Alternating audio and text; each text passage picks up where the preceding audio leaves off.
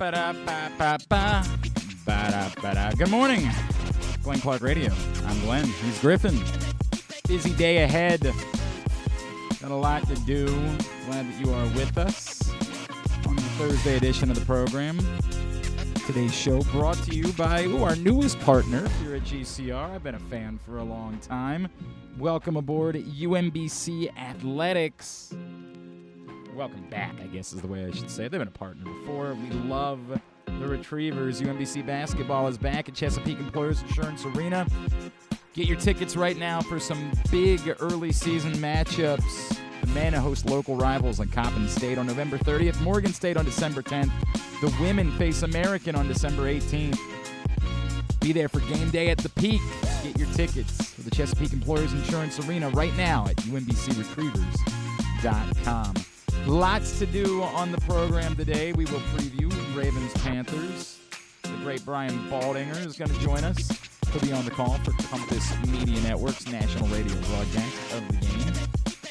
Also, our old friend Al Wallace, former Terp, former NFL defensive lineman, now a radio host down in Charlotte. We will preview the Panthers. Also figure out what he thinks about the University of Charlotte hiring Biff Poggi as their new head coach. One of my best friends. It's gonna be weird. It's always weird whenever I try to put him in a show as a guest because I don't know how to do that. This is one of my closest friends on the face of the planet. AJ Francis, of course, the former Terp and former NFL defensive tackle, who is now top Dolla. It's part of Hit Row on Friday Night SmackDown in WWE. He's going to join us because we need you to come out Saturday to the Maryland-Ohio State game and bring your canned goods, your non-perishable food items. I will be hitting up a local grocer in the next 24 hours and cleaning them out of all of their ramen noodles. That is always my play. It's a tradition for the AJ Francis or Francis Sports Academy. I don't even sure what we call it anymore. Food drive. Is I just stop by whatever grocery store is on the way and I purchase all of the ramen noodles they have. And it does not cost that much money. Like, it's a ton. I will fill I remember one year my son and I went together, and the shopping cart was filled, and then we were carrying, like, 4 more boxes, and, like, total it cost something like $80. It was not that bad. And we had – the real problem is when I get to the game, and then I need to – because for whatever reason, we never get particularly close parking for the food drive. They're always like, oh, yeah, we got your parking. And then it's like, down by Bentley's or something like that. And I'm like, wow, this isn't going to work. So last year I pulled up, because we did the basketball game last year, I decided I was going to pull up right in front of the arena, unload everything, and then go to wherever I was supposed to park, and then I'd come back. So I do that, and I come back, and half of the ramen noodles are missing. And I'm like, you got to be kidding me. Somebody legitimately came by and stole all of these ramen noodles. Now, I realize I'm on a college campus. Like, I understand that ramen noodles go a long way on a college campus. Are you effing kidding me? It turns out AJ had just carried them up. He saw them stacked up, and he just started carrying them up to the top of the stairs at the arena. It was like carrying 10 boxes at a time all the way up. It was quite the athletic feat, actually. It's a great day. Come out. If you've got a kid who's a WWE fan, they would probably be stoked to meet Top Dolla, and you got the opportunity to take care of some folks that needed all of this benefit. Sara's house, we'll talk more about that with AJ a little bit later on in the program. We will make our picks. KZ will join us again for that, and also today, segment number 2 of the Tyus Bowser Show with special guest Calais Campbell. So a lot to do on the program. Before we get to all of that, a couple of thoughts. One, my God, I hope that at some point I'll be able to use Twitter again for my dumb purposes.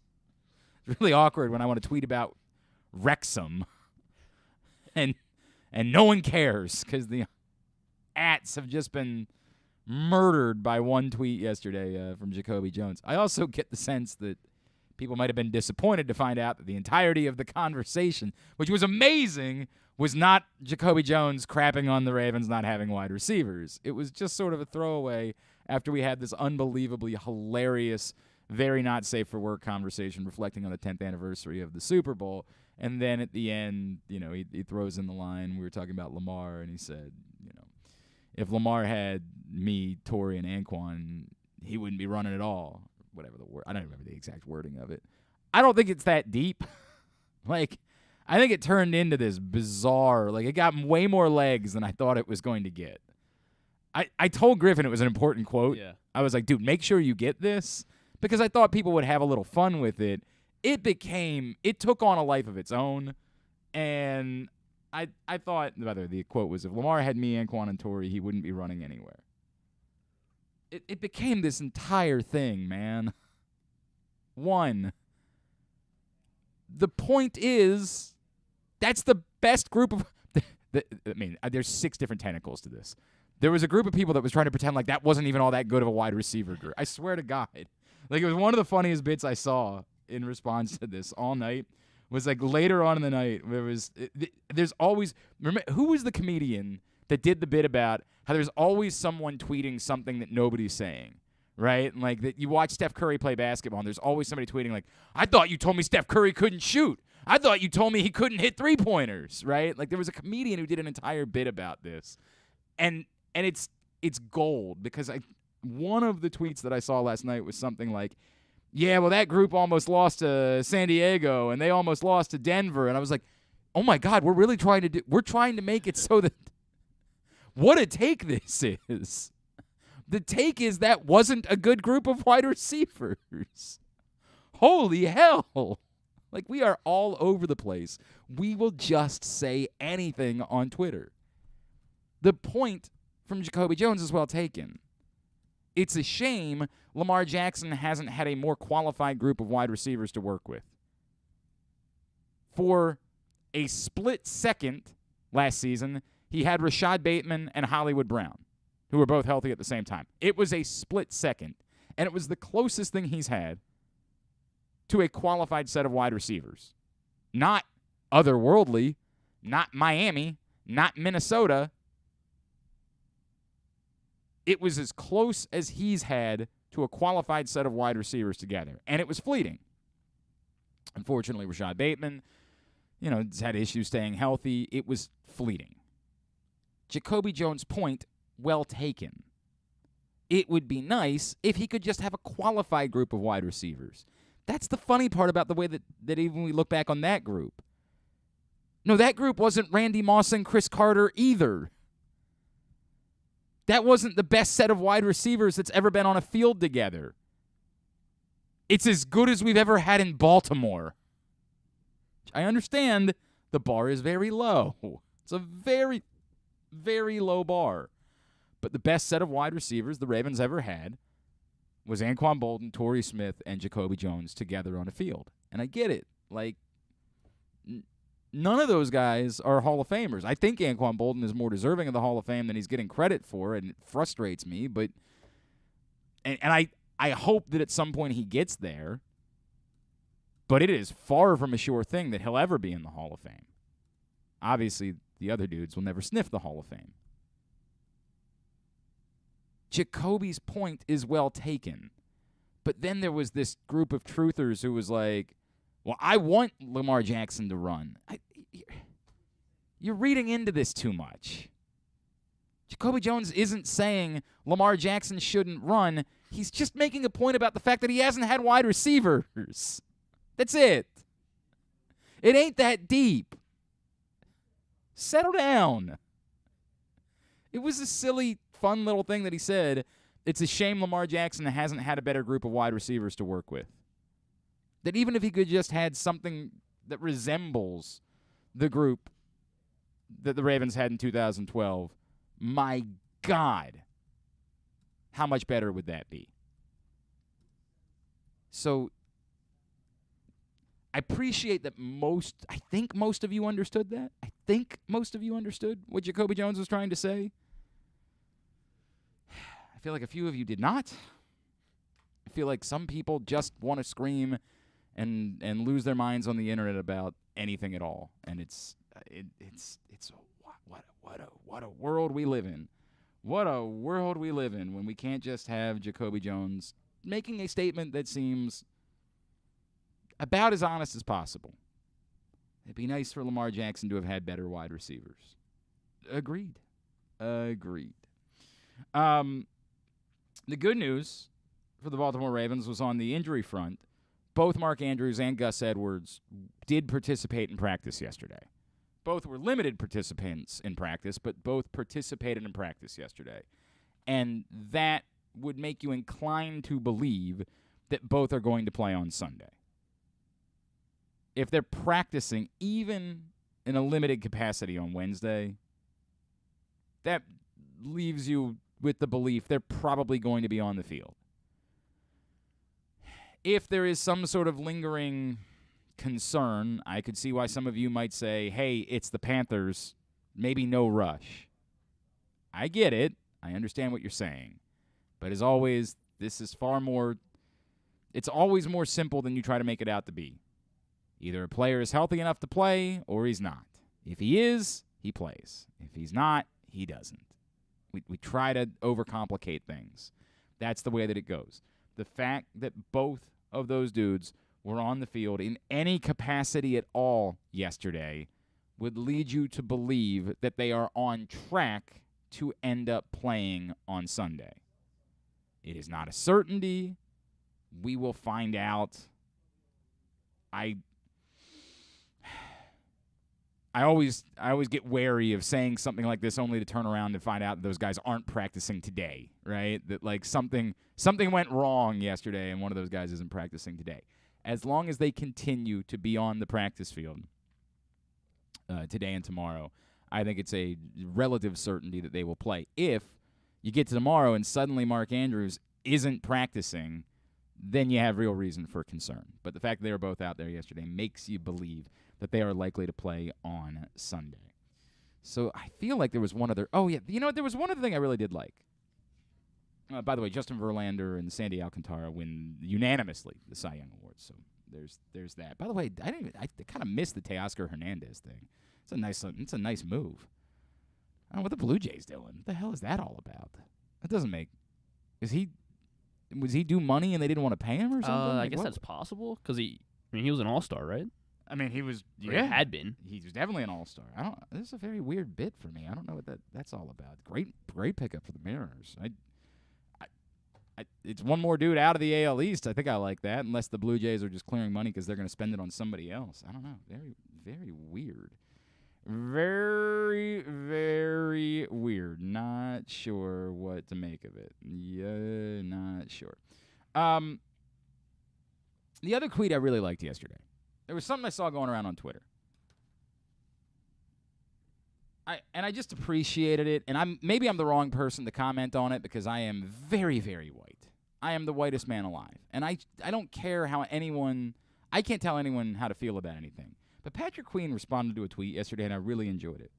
A gentleman named Quincy Avery tweeted, "Y'all black football players don't feel a little stupid putting all these chains on white quarterbacks making a mockery of black culture." I think we've all seen this in the last couple of weeks, particularly with Kirk Cousins. Patrick Queen's response to me was just a 10.5, which was just very simple. It ain't that deep, was Patrick Queen's response. And I really love that. I really loved that answer. I appreciate that sometimes we're capable of just saying, dude, we're just trying to have fun. It's not as deep as you're making it out to be. You want to have a conversation. I'm not trying to dismiss Quincy Avery either. You want to say something, man. And if you think there's a problem, say it. I don't know. But I really appreciated that response from Patrick Queen, which was just, dude, we're teammates. We're trying to have fun and vibe together on a plane after we win a football game. And obviously it's not even the Ravens that he's talking about. Of course, the Ravens, have a black quarterback. Other teams don't, and they're just trying to have some fun, hang out together, grow closer. That's it. There's no other statement to be made. And I really appreciated Patrick Queen sort of stepping up and being the one to just be like, dude, it ain't that deep. It's not. And I feel like a lot of times that's the answer. A lot of times, man, I've had this happen with Would You Rather Wednesday scenarios. People lose their minds about it. And all I want to say is, dude, you're making it something that it isn't. It ain't that deep. it's a silly game. And I appreciate that from Patrick Queen. I don't appreciate the fact that we're continuing to try to talk about Kirk Cousins like he should be in the MVP conversation when, Justin Jefferson is on the same football team. That, way too over the top. Robert Griffin III tweeted something about that this week that was interesting to me. I can't believe how good Robert Griffin III is in this role. It's really wild to me how good he's gotten. He's still... It's blown my mind that he's become a 10.5 as a media personality. I want him to do Thursday Night Football. No offense to Kirk Herbstreit. He's just not offering anything. Like, at all.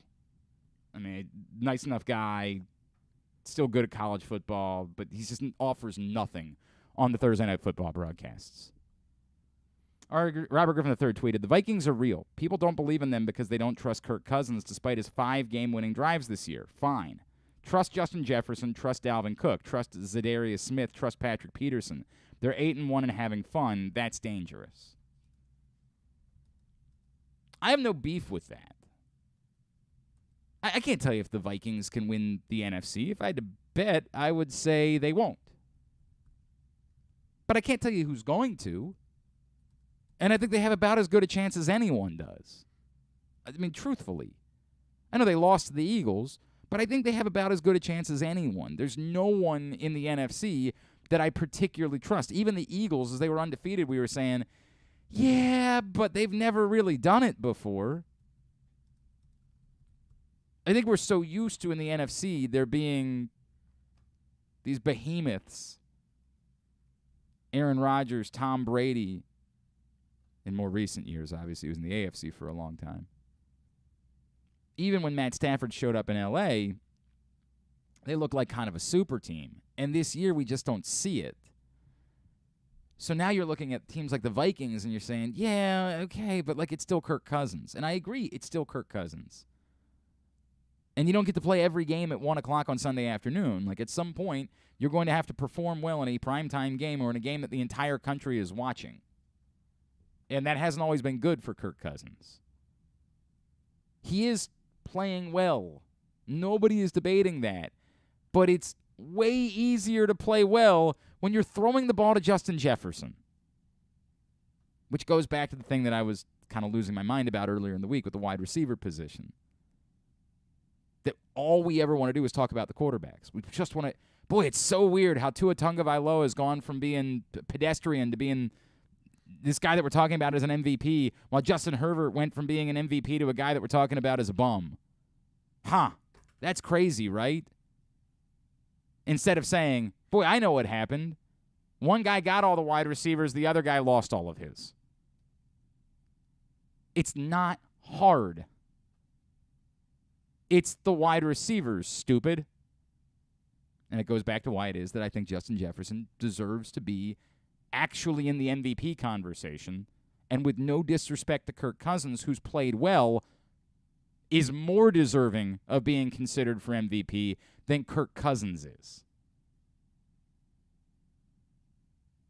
Because if you're trying to give Kirk Cousins credit for what happened last week, you're missing what happened last week.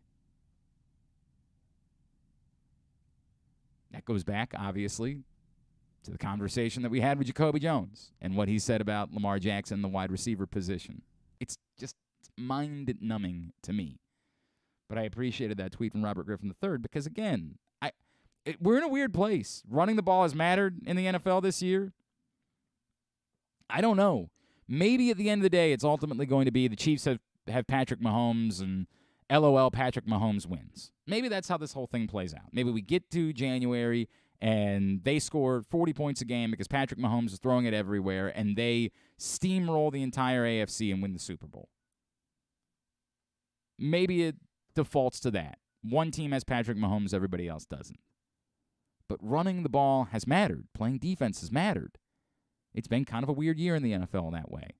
And having wide receivers has mattered a lot and has made quarterbacks that we didn't think about as being otherworldly look really good this year. So you might have seen the news. Number 10, in fact, Operators approved for online sports betting in the state of Maryland. It is coming. It will be here within days. And PressBox is your source for the best offers and sign-up incentives. Starting right now, you can get $300 in pre-registration credit plus other incentives by going to PressBoxOnline.com/offers. That's PressBoxOnline.com/offers right now to get $300 in pre-registration bonus credits as online sports betting goes live in the next couple of days here in the state of Maryland. Joining us now, one of our all-time favorites. Of course, you watch Baldy's breakdowns, and this Sunday you'll be able to listen to him as he's on the call for Ravens Panthers on Compass Media. He is our friend, Mr. Brian Baldinger, and he's back with us now here on GCR. Baldy, it's Glenn in Baltimore. It's always great to chat with you, or as we're going to call it on Sunday, we're going to call it Baltimore. Thank you for taking the time for us, my friend. Okay. I appreciate that, Glenn. Good to be with you, buddy. It's great to chat with you, man. This thing that the Ravens have done over the course of the last two games, it's particularly the second half against the Buccaneers and then the Saints game on Monday night before the bye, they've controlled the ball. They've averaged 38 minutes and 5 seconds of time of possession over these last two games. They are starting to look like they are capable of imposing their will. And I get it, the Buccaneers and Saints aren't necessarily world beaters, but how dangerous are the Ravens becoming as they sort of get back to what we saw from them in the kind of heyday of this Greg Roman, Lamar Jackson offense? Yeah, I'm with you, Glenn. I mean, they're playing to their identity. And, it helps that Ronnie Stanley's back there at left tackle and looking like Ronnie Stanley. It's been a long time. And, the drafting of Linderbaum has been a big factor. And the health of Zeitler and Moses on the right side is real.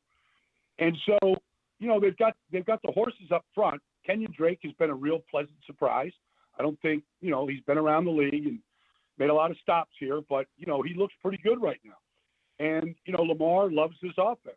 So, Mark Andrews is on the shelf for a little bit. You don't have your number one guy out there, and, you lose Bateman. And so, you're down a little bit in the passing game. So the running game has picked it up. They're one of the few teams in this league that run it more than they throw it. But this is who they are. And if they're going to, win this division and have a home playoff game in January and make a run, I think this is the style of football they got to play. Baldy, the eternal question, right? Is this enough to win a Super Bowl? Like, if you've got to go up against Patrick Mahomes, Josh Allen in the playoffs, even what the Dolphins are doing right now, can you do this thing? Can you control the pace? You don't have a lot of the wide receiver position. You're not likely to be the team that's going to win a shootout. Can you do this and win a Super Bowl? Well, we don't really know because nobody's done it. So, I mean, maybe the Miami Dolphins in '72 with Zonk and Kick, But, I think Bob Greasy threw 9 passes that day. It's hard because you can't fall behind. Now, the Packers were down 14 in the fourth quarter. They didn't give up on the run, and it paid off for them. But they got big explosive plays in the passing game. They got 3 big ones, and that was the difference for them. So, you're still going to have to get something out of the passing game. Like, you can do this, and you can control the clock and play keep away. But when you go up against Mahomes or Josh Allen or really, maybe Joe Burrow, I mean, these guys, they're so good at what they do. And if they get up on you, this might not be the best offense to try to come back on. I understand that. Hopefully the Ravens aren't in that position. Hopefully they just continue to dictate their pace. That's right, Glenn. Right. No. I mean, look, hope is not a good thing. If you're hoping, because but to answer your real question, yes, you can, but you got to play a perfect game. And so, you're gonna need help from your secondary and not letting Mahomes do what he does, and so you got to get a couple takeaways. That's always going to help, and so that's what it's just got to be a perfect play. But you can't sit here and hope, I think, and go, well, if they don't fall behind, then they could do it. Well, okay, yeah, it's probably true. Right. I mean, if they're going to go try to play their style of football, and to the point, if they do it well, there is a chance they can do this against anyone they face the rest of the season. He's Brian Baldinger. He's on the call for Compass Media on Sunday for Ravens Panthers. Baldy, as I reference this, it's not just the offense and what they're doing running the ball. It also is they have really kind of come together defensively. Justin Houston has been a revelation. I mean, if not for Geno Smith, this might be the best story in the NFL this year. 8.5 sacks in 6 games. How in the world is Justin Houston doing this at this point in his career? I think, he fits in well. I mean, he can win one-on-one pass rushes, but the scheme that Mike Macdonald's running, helps him sometimes in some of their pressure looks and what he's got in front of him. This is a guy that has had 22 sacks in his career. So we're talking about, a polished pass rusher. He's got, 111 sacks, whatever it is. I mean, it's up there. Not many guys playing today's game, have what he has accumulated. So I think that helps. And I think just, the guys around him have helped him too, and so Calais and, some of the guys that are out there, just working really hard to speed them up.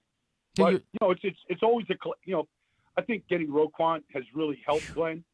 They're just so much faster. They like to blitz their inside linebacker. And so that helps sometimes just freeing you up one-on-one where you can't really slide to a guy. So I think the speed at middle linebacker helps him in a lot of different ways. But, yes, I mean, they've been looking for pass rushers, they're waiting on Ajabo and, they're waiting on Owe to really, come around, although he works really hard and he flashes at times. But, they're waiting on some of these young guys. And while they're waiting, and we'll all see, we want to see, they need somebody to kind of pick it up. To your point, it was great to have Tyus Bowser back for the Saints game. And, my God, when you bring up Roquan Smith, man, like I knew the guy was good, and he's a guy that I've been enamored with since he was at Georgia. Like I didn't realize that he was going to go as early as he was, and so I was screaming that I wanted the Ravens to get him then. Somehow he seemed even better than advertised, man. Like, Baldy, it seemed like the most natural fit ever for Roquan Smith to step into this Ravens defense, particularly allowing, Patrick Queen to come down to the weak side as well. Like, everything about that just seemed to be such a slam dunk. Well, not just that, Glenn. I mean, it seems like the transition's just been so smooth. I see guys kind of lining him up a little bit. It's not like he knows exactly where to go, but, they got some veterans on that team. They understand things. But I think that, I always say that, if your middle linebacker is fast, your defense looks faster. And I said it, when I saw them in the last game against the Saints, they may be the fastest tandem of inside linebackers in the NFL. Yeah. And why that's good is, when you're going up against quarterbacks, the way Jalen Hurts is running or, some of these guys in the league you got to defend. I mean, it's good to have speed just to chase people down. It's good in the screen game just to chase that stuff down. To overcome mistakes up front is a big deal. And he can do all those things. Plus, the guy's been a playmaker now. I mean, he's not Ray Lewis playmaker. Right. But, interceptions, sacks, forced fumble. He's starting to accumulate a resume in his 4th season here of those kind of plays. And so that's always good if you can, get that kind of production from the inside linebacker position. The word I like to use is game changer, Baldy. Like, he legitimately, I think at some point this season he's going to make a play that is going to change the course of a game for the Ravens. It might be this weekend. It just might. You look at, I was talking to Fred Warner last night, and Fred's one of the great players in this league, and he's so durable. But one thing I was talking about is tip balls. Tip balls lead to interceptions, and interceptions in the right hands, like Ed Reed, become touchdowns. So that's the kind of game change you're talking about. But I'd always rather have a tip ball at the line of scrimmage than a sack, because a tip ball can be intercepted. And when you have speed at that position, guys that can get to the ball wherever it is, like those are the type of plays that can really, like you're speaking about, change games. Of course, with Calais Campbell being about 10 feet tall, there have been a few of those things during the course of the year. Brian Baldinger with us on GCR. Baldy, when we talk about this defense, and again, they got off to a rough start this season, but to your point, they're getting guys back out on the field. They got Tyus back. David Ajabo expected to be thrown in the mix the next couple of weeks. They add in a Roquan Smith. Marcus Williams still slated to come back. And I realize there's unfortunately probably going to be another injury or two. That's just the way that football works. But do you see a total unit that is trending towards potentially being a truly dominant type of defense, or as dominant as you can be in 2022 in the NFL, knowing we're never going to have another, 2000 Ravens defense because the rules in the NFL will just not allow for that to happen? Yeah, well, they don't have Miami on the schedule. It helps. And they don't have Buffalo on the schedule, and so those are tough days. the teams that they're going to see here, I don't want to overlook anybody, but it's not like they're seeing a lot of, top 5 or top 10 offenses in the next, 5 or 6 weeks. And so, I mean, that's kind of dangerous to look at it like that. But, I mean, it's not like they're seeing Mahomes or Josh Allen and some of these, they'll see Joe Burrow again, but they're not going to see Tua and what he did to him in the fourth quarter. Right. So, they should be able to, stack. I mean, this is a position where they should stack some wins right here, starting this weekend. Like, they're just not seeing those kind of teams that have that type of firepower. They should be able to blend some of these young guys in, including Roquan here just in his third game. They should be able to blend some of these young guys in there and start getting some reps, and kind of start seeing what combinations work good against the run, getting after the quarterback, because you're always kind of playing around. It's hard to do it in practice.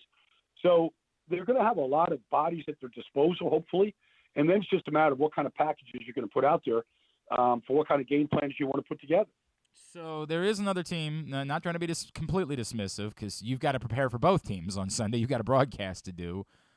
Is there anything that potentially makes the Panthers dangerous with, Baker Mayfield now going to be playing quarterback? Or like I know this is the NFL and you just never know what's going to happen and you can't write off a team, but what in the world would the roadmap be for the Panthers on Sunday to be able to be competitive and stun the Ravens?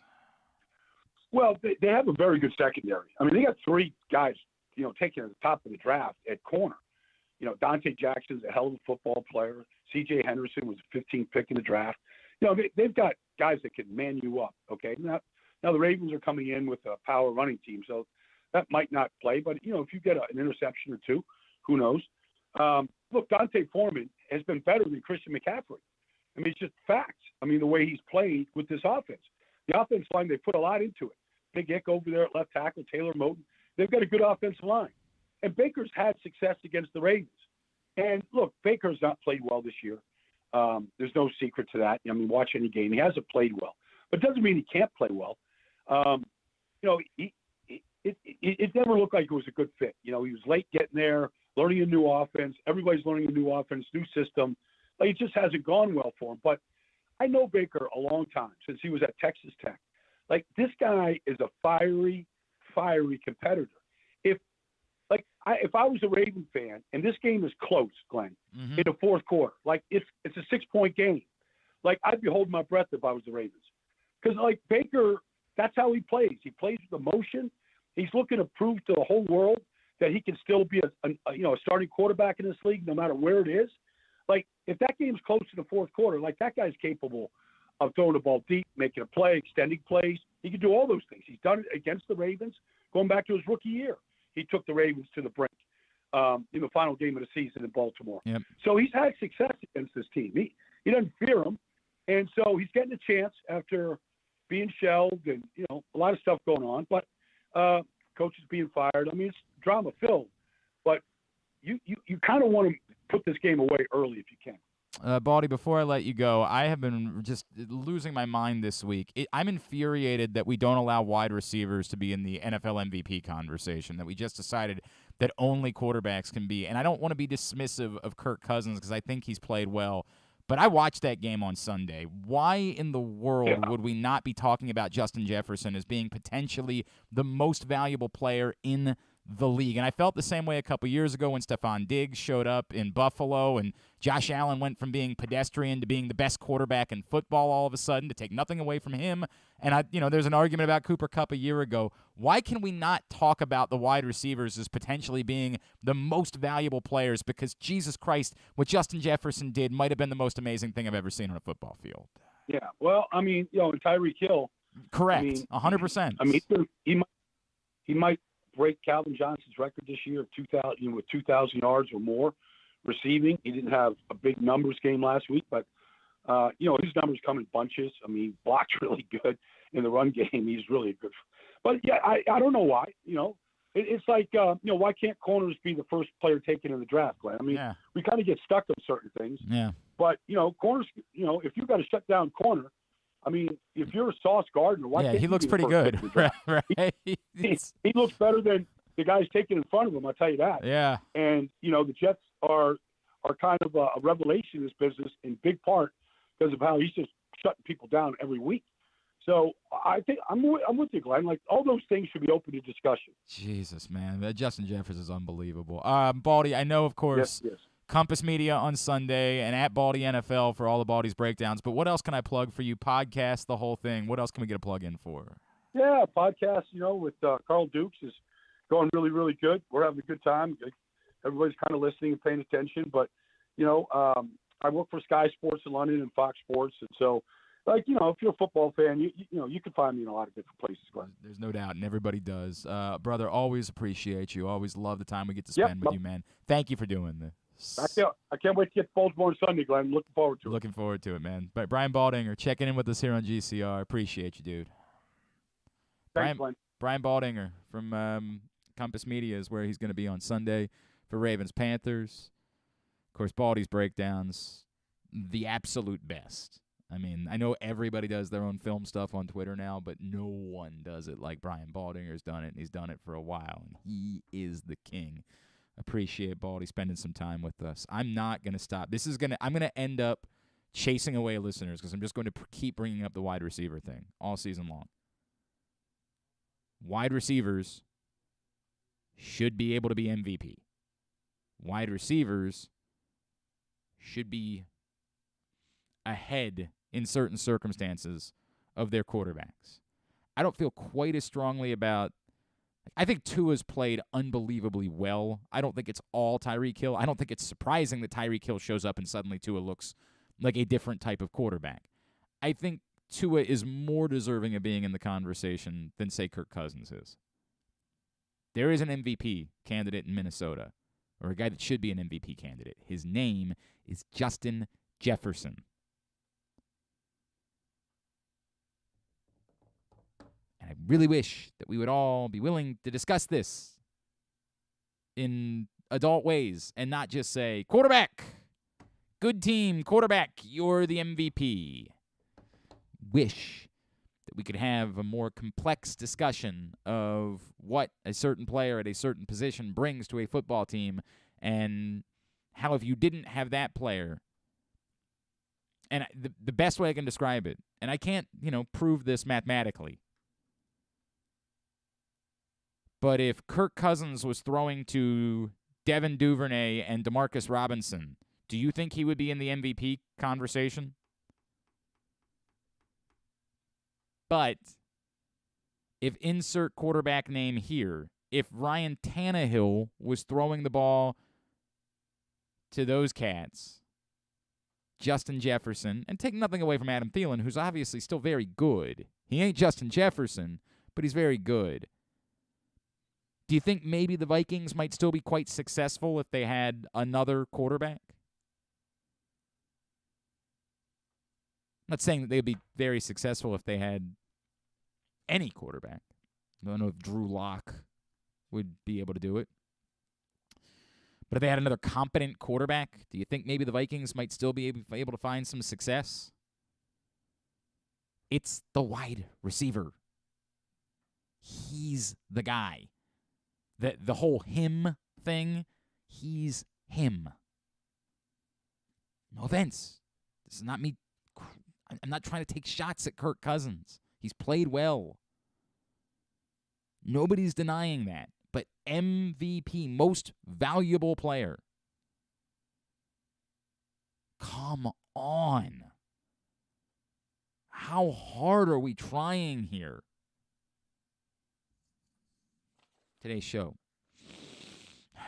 I'm going to piss some people off because I'm not going to give this up.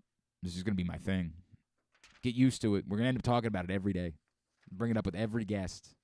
I'm going to be on a one-man crusade to change the course of how we discuss this position.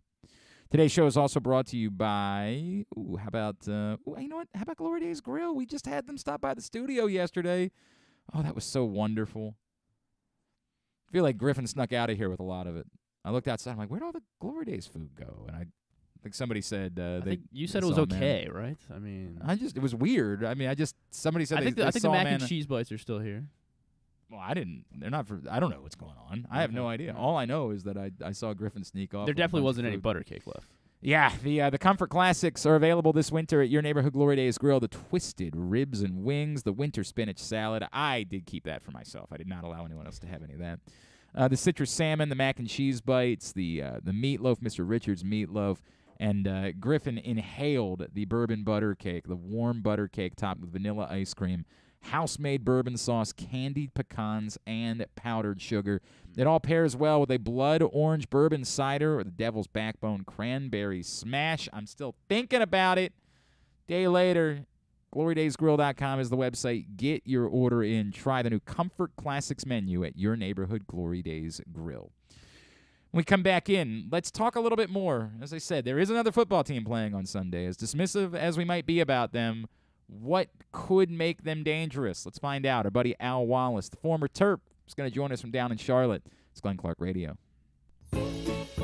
Looking for a simple holiday meal? Try Chick-fil-A catering. From Chick-fil-A nuggets to mac and cheese, enjoy a variety of tray options sized perfectly for your get-together. Order through the Chick-fil-A app and bring smiles to your family gathering. Availability and order requirements vary. See restaurant for details.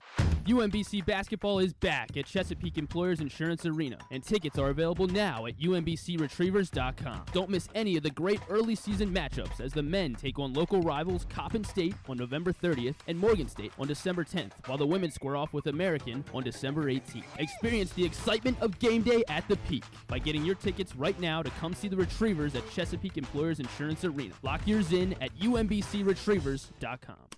Come experience Maryland's #1 sportsbook this NFL season at the FanDuel Sportsbook at Live Casino and Hotel, the ultimate place for any sports enthusiast. Take advantage of our 24/7 kiosks, massive video screens, and watch all the action from the best seat in the house. With more money paid out than anyone around, make every moment more at the new FanDuel Sportsbook at Live Casino and Hotel in Hanover, Maryland. Please play responsibly. Gambling problem? Please call 1-800-GAMBLER or visit mdgamblinghelp.org. The Baltimore County Police Department is hiring. Entry-level officers start at close to $59,000 a year with a $10,000 bonus. Some restrictions apply. Plus a great retirement plan, medical, dental, and vision insurance, advancement to specialized units, tuition reimbursement, 15 sick days earned per calendar year, and even further incentives for military members and veterans. If you have a passion for service and want a career for life, visit joinbaltimorecountypd.com or call 410-887-5542. You must be a United States citizen, possess a valid driver's license, and have a high school diploma or GED equivalent. The Baltimore County Police Department is an equal opportunity employer. Make the most out of every day in your Toyota RAV4. Available in hybrid or gas-only models. A RAV4 can get you where you want to go in style. Check out buyatoyota.com for deals on new RAV4s from your local Toyota dealer today. The latest edition of Press Box is available now. On the cover, new Maryland basketball coach Kevin Willard sits down with Stan Charles and Glenn Clark to discuss the situation he inherited in College Park and how he plans to get the program turned around. Also, inside, we introduce you to men's and women's college basketball players from all of the teams in the area. And Bo Smoka profiles Ravens receiver Devin Duvernay. Press Box is available for free at over 500 area locations, including 60 Royal Farm stores, and you can always find the entire edition as well as the best daily coverage of the Orioles, Ravens, and Terps at PressBoxOnline.com. Experience the best in Kamado Grilling, a complete outdoor cooking appliance. The Ginsu Kamado Grill allows anyone to sear, grill, bake, and smoke all types of food. Designed for efficiency and function, the Ginsu Kamado Grill upholds the enduring legacy of the iconic Ginsu brand. The Ginsu Kamado Grill is perfect to cook all year round, is great for parties, and ideal for tailgating with your friends. Reserve your Ginsu Kamado Grill today at ginsugrills.com and get $100 off on your pre-order when you use the promo code TAILGATE. That's ginsugrills.com. Reserve yours today. Join Glenn at halftime of every Ravens game for the Project Game Day halftime show at facebook.com/PressBoxSports. We apologize in advance. There's not much we can do about his face. It's been a busy week for our friend Stan the Fan Charles. He's had a bunch of different shows that he's been doing. Always encourage you to be checking out facebook.com/PressBoxSports. youtube.com/PressBoxOnline or PressBoxOnline.com/video, all of the various ways that you can find the shows. Yesterday, Stan the Fan caught up with Joe Weinberg from the Cordish Company, of course, very involved, Live Casino and Hotel Maryland, as online sports betting is coming in the next couple of days. It's a great opportunity to find out a little bit more about what it is that you need to know. And similarly, John Martin from the Maryland Lottery is going to join Stan and Gary Stein a little bit later on today. Dan Duquette joins Stan and Ross Grimsley on Monday. Great conversations. You can find them, again, at facebook.com/PressBoxSports, youtube.com/PressBoxOnline.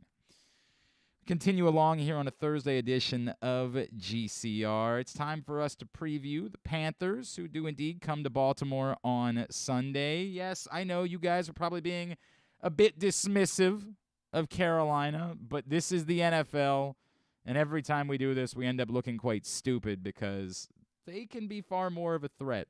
Joining us now from 7:30 The Game down in Charlotte, he is the former Terp. It's a pleasure for us to welcome back into the program our friend, Mr. Al Wallace, who's with us now here on GCR. Al, it's Glenn and Griffin in Baltimore. It's great to catch up, man. Thank you for taking the time for us. Absolutely, man. Appreciate you guys having me on again. It's great to chat with you. All right, so tell me, in any way, could the Carolina Panthers be dangerous against the Ravens on Sunday? Yeah, I think so. I mean, I know you guys don't want to hear that, but I think so. It hasn't gone well for the Panthers this year. Obviously, getting rid of Matt Rule and moving over to Steve Wilks as the interim coach.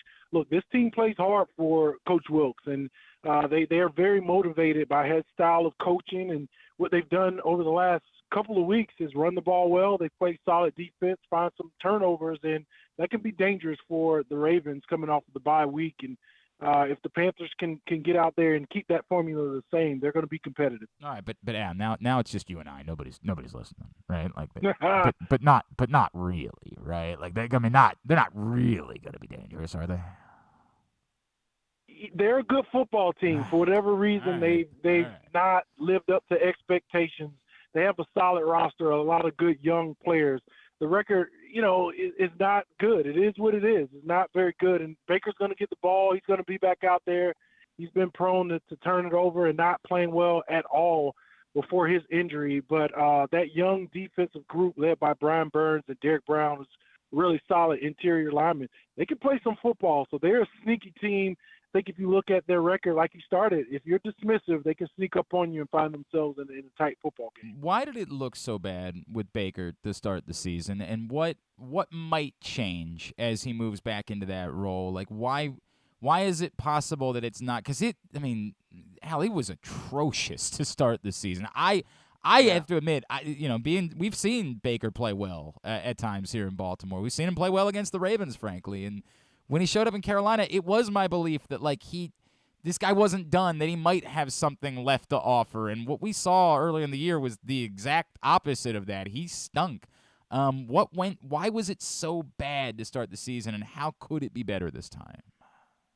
Yeah, it just didn't look like he was comfortable, guys, in the system. He didn't understand where the ball should go, and it wasn't coming out of his hands on time. And then his accuracy, the mechanics, I think he changed them a little bit this offseason after, the shoulder injury last year just wasn't right. So it's one of those head-scratching things that the Panthers thought with all the weapons they had when we did have Christian McCaffrey and DJ Moore and Robbie Anderson and a retooled offensive line. It was Baker Mayfield was going to be the difference. And look, I've not been a Baker Mayfield fan. I thought it was always about Baker.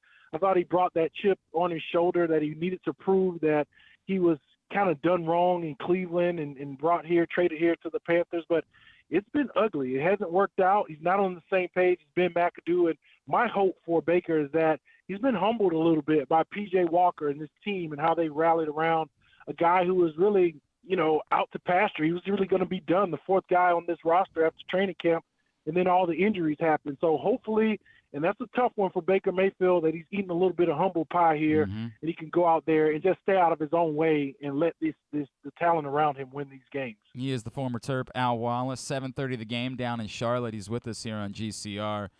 Al, you and I talked a couple weeks ago after the coaching change, and we were, of course, up here rooting for the idea that maybe the Panthers would do a total fire sale and that DJ Moore could be available for a song. That didn't prove to be the case. They did, of course, trade away Christian McCaffrey. What do you make of the totality of not just the moves they made, but the moves they didn't make at the deadline and what it said about the direction of the Panthers as a franchise? Yeah, I think the one thing that jumped out was kind of the deal the Rams had on the table, a couple first-rounders, a second-rounder for Brian Burns. And I know Brian's been productive. He has 7 sacks. He's 10th in the league in that respect. But I thought that many draft picks coming back was a way to start rebuilding this team. Christian McCaffrey, I thought, had to go. How the position is kind of devalued and his injury history, I thought they were able to get off of Christian McCaffrey, but they believe in this young core, and part of that was Brian Burns and Derek Brown and DJ Moore on the offensive side of the ball.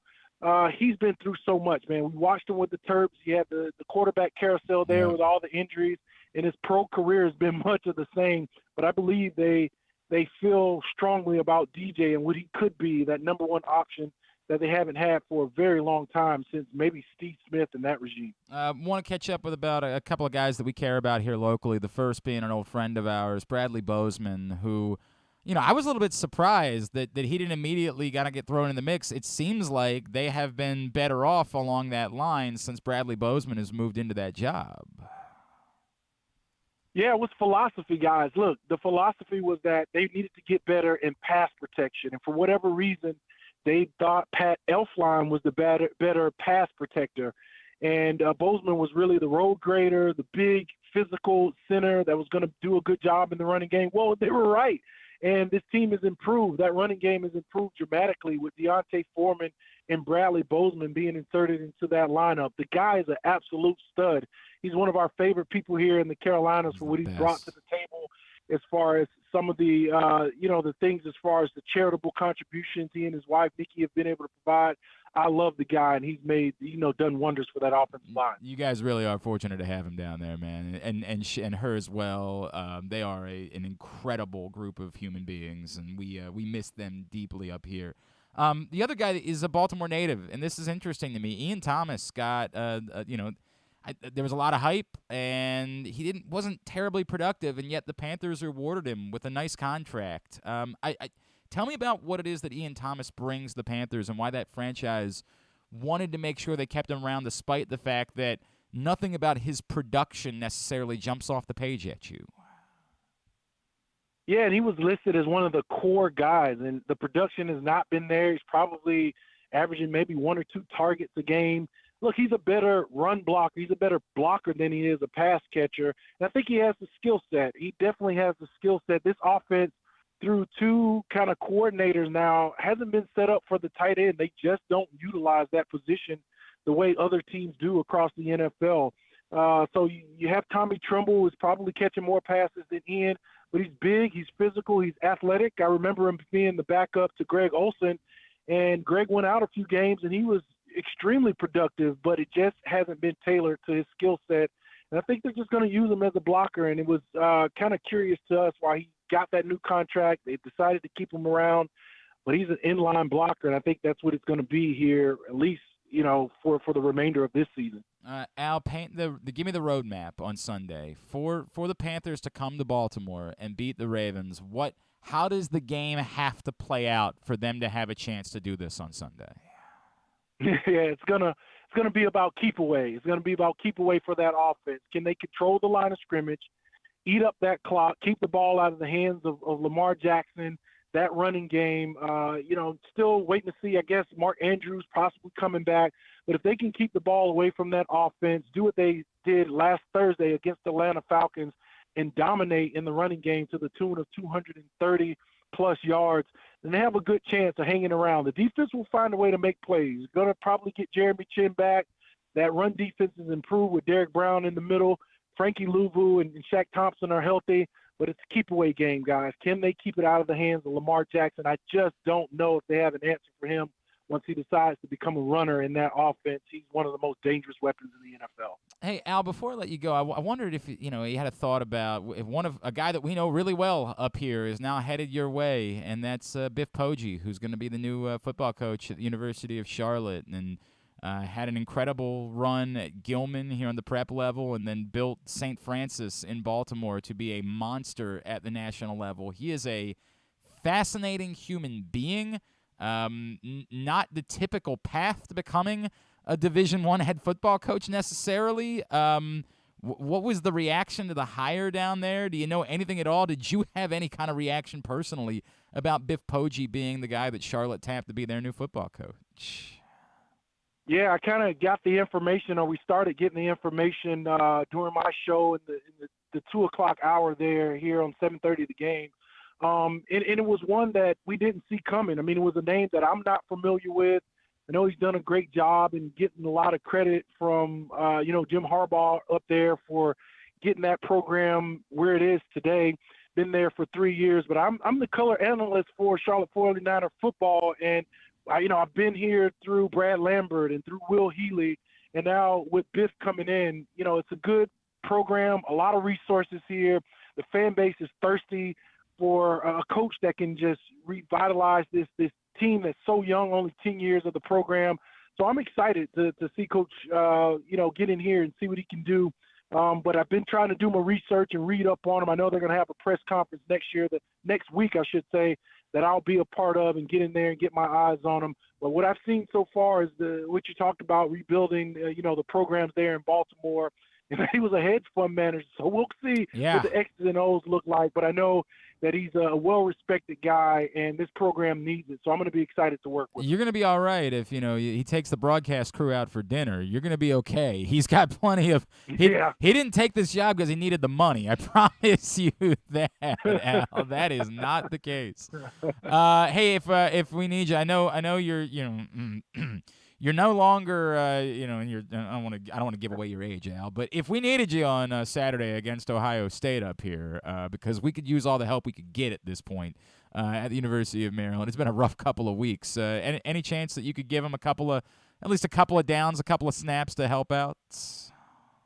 I got you. I'm 48 years old. You can say it. I'm proud to be 48. I've been gone for a long time, but look, I'm still in the gym. I got 10 solid pass rushes only. Bro, no defense. I'm not playing the run. Just pass rush. Yeah, I would going up against C.J. Stroud and those wide receivers on Saturday. Maryland could use every snap that you could provide, my friend. Every single one.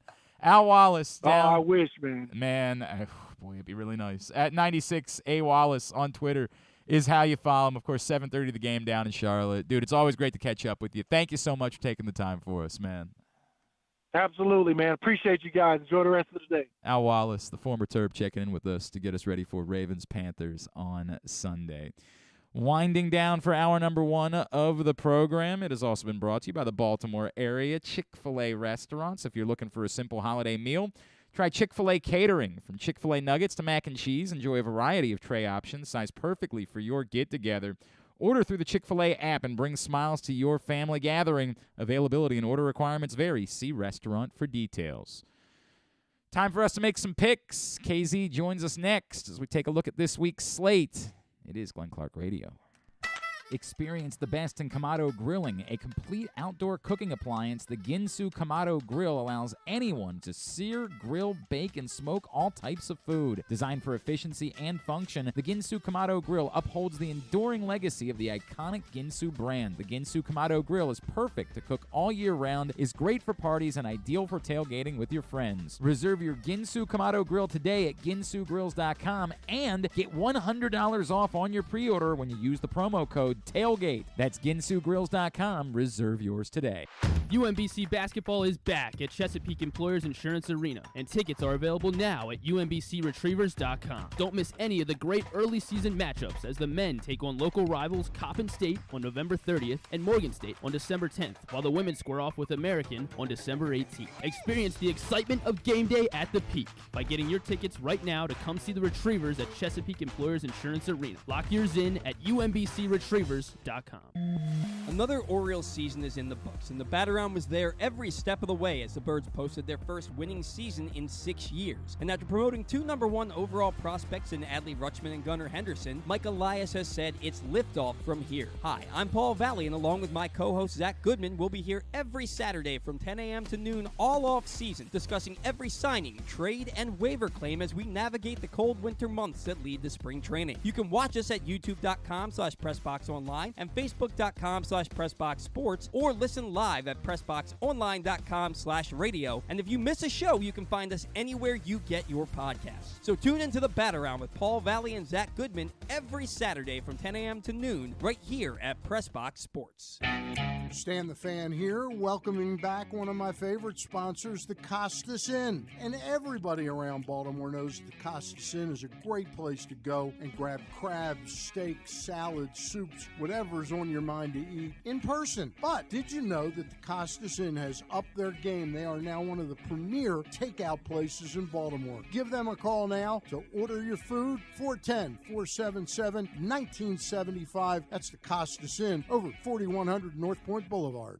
The Baltimore County Police Department is hiring. Entry-level officers start at close to $59,000 a year with a $10,000 bonus. Some restrictions apply. Plus a great retirement plan, medical, dental, and vision insurance, advancement to specialized units, tuition reimbursement, 15 sick days earned per calendar year, and even further incentives for military members and veterans. If you have a passion for service and want a career for life, visit joinbaltimorecountypd.com or call 410-887-5542. You must be a United States citizen, possess a valid driver's license, and have a high school diploma or GED equivalent. The Baltimore County Police Department is an equal opportunity employer.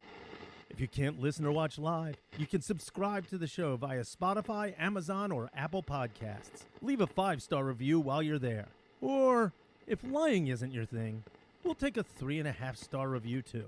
FanDuel Sportsbook at Live Casino and Hotel Maryland is always the best place to watch and bet on every sporting event. And if you haven't heard, the World Cup gets underway on Sunday morning. Now, some of the matches are going to be played very early in the morning, and the FanDuel Sportsbook won't quite be open yet. But what they're doing is they're going to make sure that every World Cup match will be available on their 100-foot media wall, even early in the morning. And you can always use the self-service kiosks. They're open 24/7. So you're going to be able to get your bets in and hang out and watch the matches, even if the cashier, the book itself, isn't quite open yet for that particular match on each day. And as we know, somewhere in the next couple of days, online sports betting is also going to come live, we believe, during the World Cup. So you can hang out in the sports book, watch the matches, and even put your bets in through the FanDuel app on your phone. Like, that will all be at play. So you want to be in the FanDuel Sportsbook. I believe all of the U.S. matches are later in the day, so they will all be happening while the book is open. Should be a raucous atmosphere. The great food from Sports and Social. It's where you're going to want to be during the World Cup, is the FanDuel Sportsbook at Live Casino and Hotel Maryland. Still to come today, segment number 2 of the Tyus Bowser Show with Calais Campbell. Our buddy A.J. Francis, the former Terp, now top Dolla in WWE. We're going to talk to him about his canned food drive on Sunday. But right now, it's time for us to make our picks for the week. Back with us after he stopped in here for a delightful snack on Tuesday, he is our friend Ken Zalis. He's back with us on GCR. What's going on, KZ? It was delightful. God, I'm so mad about what a nothing that was. I'm so... I can't believe you really thought it was going to be bad. I mean, everything about it just read gross to me, and I clearly misread it. It was totally fine. Again, not the type of thing. For those that don't know, last week's side bet was chili and cinnamon rolls, which is apparently a thing that they do in Kansas. And I was also told Nebraska, it's popular there as well. They're weirdos. It's not something you'll ever need to do in your life, but it's totally fine. There is nothing even particularly strange. One of the things that was pointed out to me again is that the consistency, if it had been a more liquidy chili, if it had been more frosting on the cinnamon roll, right, like that it could have created a more unwieldy combination, but I don't know, dude. Yeah, there was leftover chili. I mean, I don't know what we're supposed to do. Yeah. I mean, we gave it a shot. No, it was nothing. So we're gonna pause. Yeah. We're not gonna do a side bet this week. Plus, KZ is like, I can't come in for the next year. I mean, Jesus. I said 3 weeks. 3 weeks. I mean, I don't know if you know, the season's basically over at that point. Not sure if you heard. So There's still like 10 weeks left. Well, I mean, of NFL games. And by the way, that's good because we stink at college football games. Jesus. Next year, we might just have to. I was 2-3 in college football. Well, that's not possible. Yeah, I stuck in the NFL games. You went 2-1 in college football. Is that what you're saying? Or 2. Yeah, 2-1. Yeah, 2 and we 3. didn't pick 5. Well, then you're the only one Good. that had. We've all been terrible in college football picks this year. It's just the reality that we don't pay that much of attention. But we're going to keep doing it until the college season's over. Then we'll switch to 9 NFL games a week until that season ends. Picks this week are brought to you by the print issue of Press Box, which is available right now at your neighborhood Royal Farms. Any of the hundreds of locations around town where you find Press Box, and you can read it all at PressBoxOnline.com. Kevin Willard's on the cover. He is the new head coach of the University of Maryland basketball team. You don't hate them, right, KZ? Like, No. I like all Maryland basketball. So weird. Anyway, go pick this up right now. This new print issue of Press Box. We also introduce you to D1 men's and women's players from all over the state of Maryland in that new print issue of Press Box. So here's where we are coming into this week. I am still tied atop the table, but it ain't good. 46-47 is first place. No one is 500 any longer. Myself and Paul Valley from out of nowhere now tied atop the table. A game back, we find KZ and John Proctor. We let John Proctor get back within a game of first place?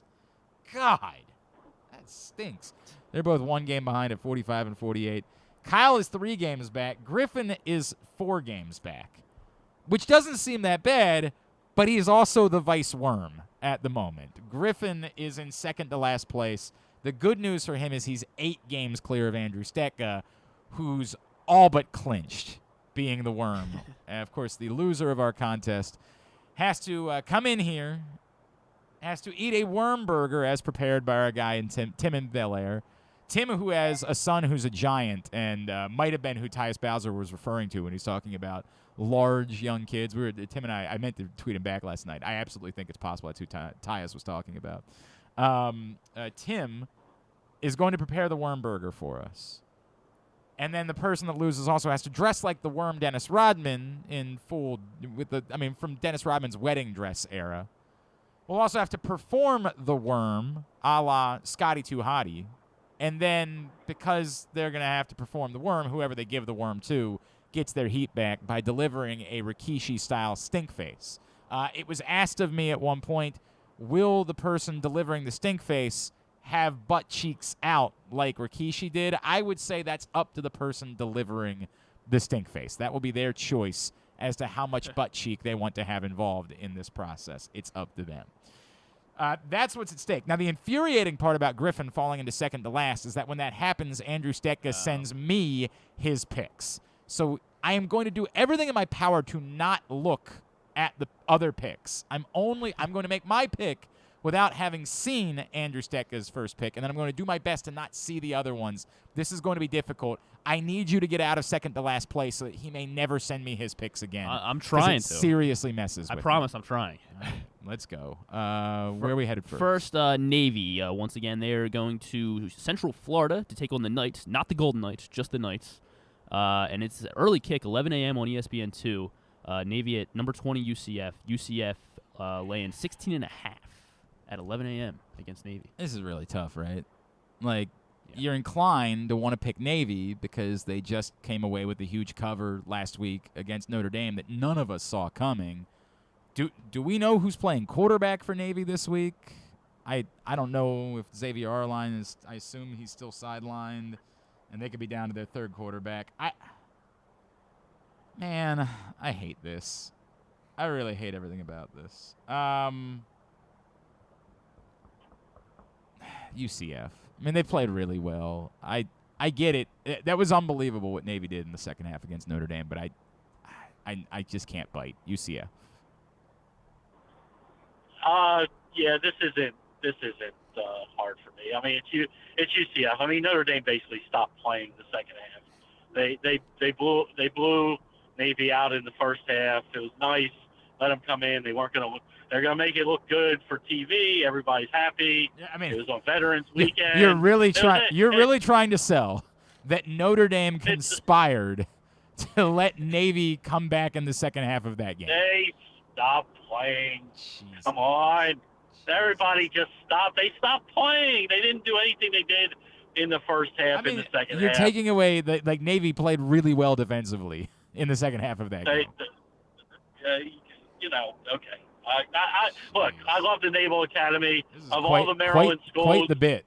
Quite the bit. Of all the Maryland schools, they're the one I root for the most. They're the only one you root for. Well, no, I always root for Towson. Oh, okay. All right, fair enough. What about Morgan? You root for them?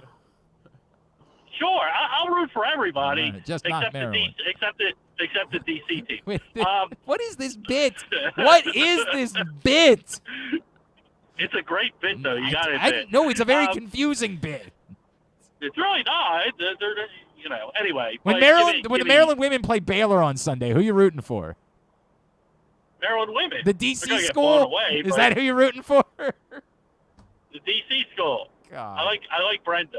God. All right, just fine. You pick Navy. That's no, you picked UCF. Sorry, you picked UCF. You two have UCF. I'm sticking with Navy. I mean, UCF plays. I should have never abandoned Navy like I did last week. So I'm going back to them.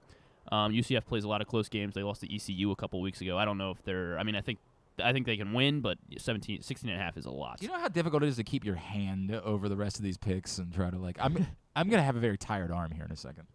Everyone. So of the people that I got, everyone is on Navy except for you and Ken.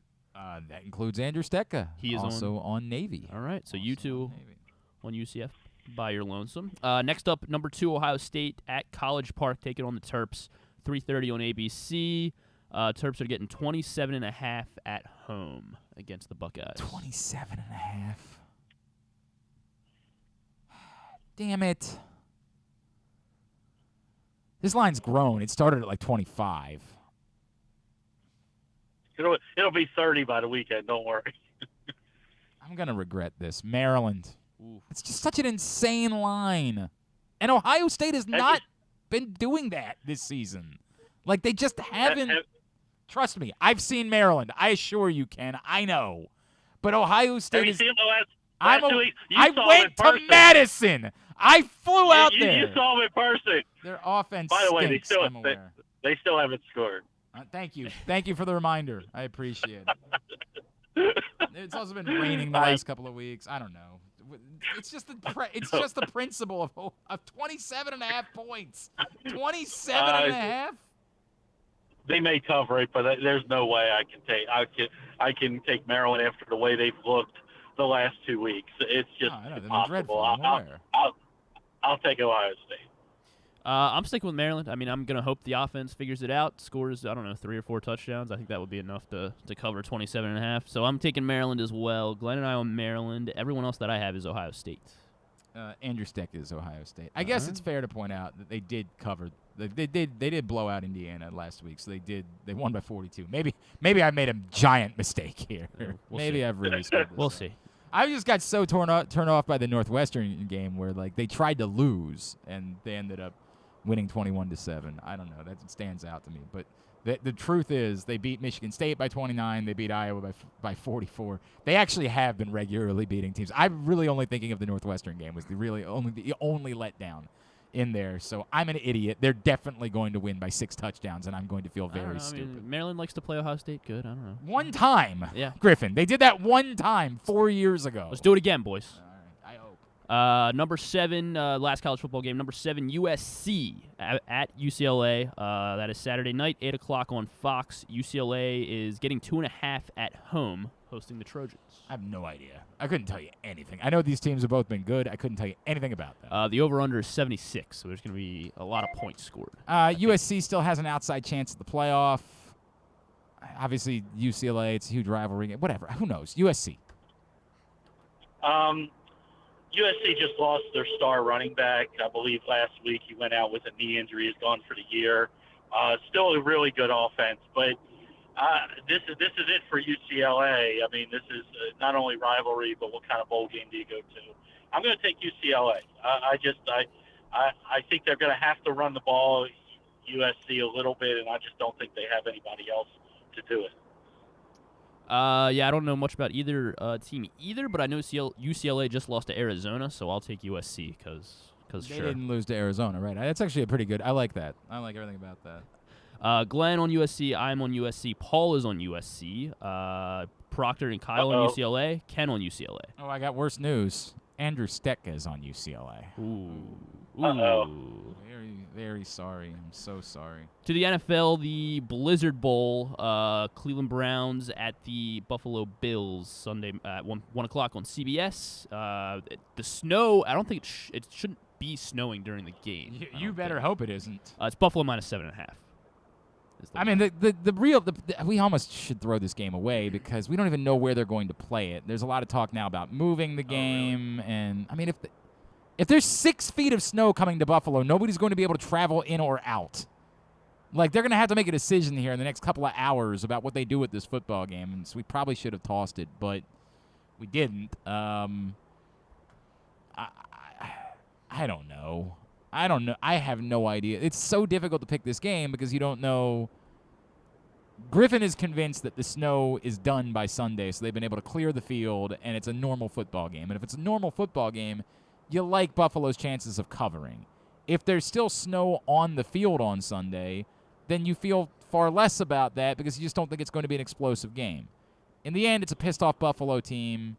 Either it's a clear field or they move the game elsewhere. I'll take Buffalo to cover. So it's funny when I sent this, I believe last night, I even put a little caveat. I may change this based on what I see as the weather forecast in the morning. From what I'm seeing, the snow may actually be done snowing by Friday night, and if that's the case, this becomes a normal football game. And I agree with you. If it's a normal football game, you have a Buffalo team that's upset. I thought the only way I would take Cleveland is if this was a mess and both teams just had to run the ball, and then you like Chubb having a big day and stuff like that. But I'm going to go with Buffalo because I think it's a normal game. I'm sticking with Buffalo as well. Everyone I have is on the Bills except for Paul. He is on the Browns. Andrew Stetka on the Browns. All right, Paul and Stetka on the Brownies. New York Jets at the New England Patriots. 1 o'clock on CBS. New England minus 3.5 at home coming out of the bye. Well, both teams coming out of the bye, actually. Man, I don't know what to make about that at all. Minus 3.5? I feel like you have to play the Jets, don't you? Like, I get it. Doubt Bill Belichick, especially against the Jets, because the Patriots have been dominant against the Jets. Doubt him at your. But you're getting 3.5 points for what's been a pretty good football team. I think you have to take the Jets. Yeah, there are a couple of things working this week. I'm not ever going to bet against Bill Belichick coming off a bye. I don't care if it's in division, out of the division. So I'm going to take New England here. You give them 2 weeks to prepare. I still don't believe in the Jets. I mean, I want to a degree because I like their coach, but I'm still having a tough time. So I'll take New England. I got something for you, Ken, to not believe in Belichick coming out of the bye. The Patriots are 1-10-1 against the spread at home coming out of a bye. Ooh. So for that reason, I will also take the Jets, especially with that hook. So, Glenn, you said Jets. I'm on Jets. Proctor's on the Jets. Then we have Paul, Kyle, and Ken on the Patriots. Andrew Stetka on the Patriots. Yeah, very sorry. Very sorry, Casey. I mean, I just don't want to finish last, so it really doesn't matter. All right, then you're good. You're great. You don't have to worry about it. Yeah. The more that we pick the same. I mean, what's he behind me? Like 11? 11 games. Yes. Just sign me up. Literally, next week Ken's is going to say, "Tell me what Andrew Stetka." Yeah. Just give me the same ones the rest of the year. Correct. Cowboys. Weird line. Cowboys at the Vikings. 4 o'clock window. God, I hate this. Vikings, hate this. Yeah, Vikings getting 1.5 at home against the Cowboys. What the hell do you do about this? What in the world do you do about this?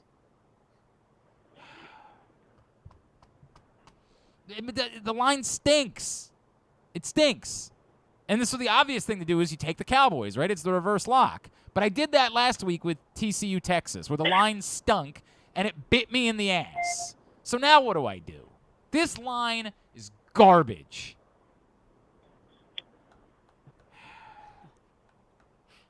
I'm not doing it this time, Vikings. Yeah, I'm having a tough time understanding this.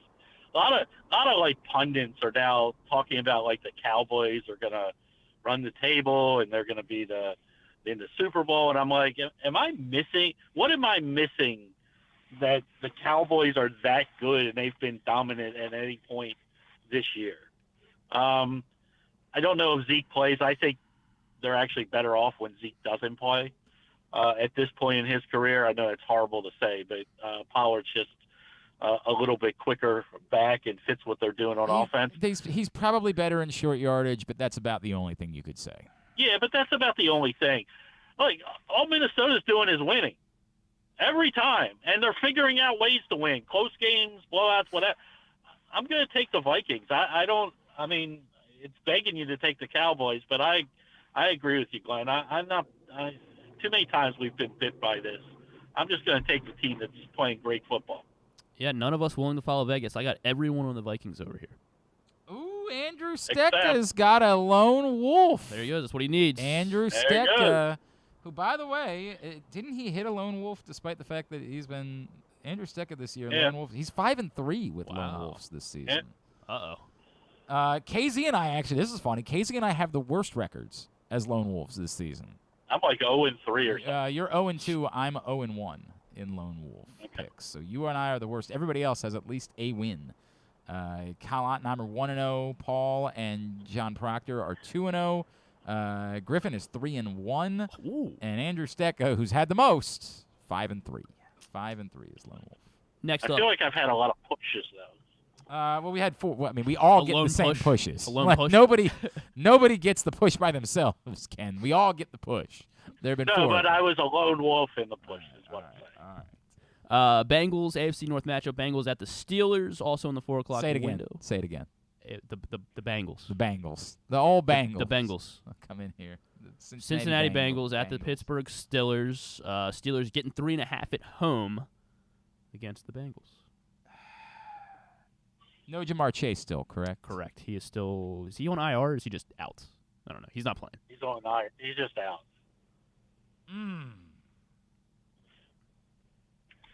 TJ Watt is back.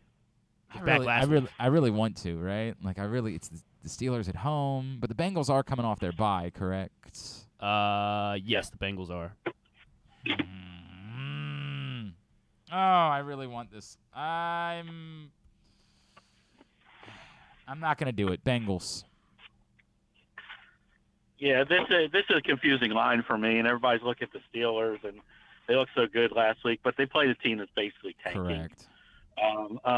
So I'm not. Look, they weren't like they were explosive or anything. They looked fine on defense, but Watt helps. I don't think Minka's back this week either, which doesn't help them on the back end against a team that likes to throw the ball a whole lot. I'll take the Bengals here.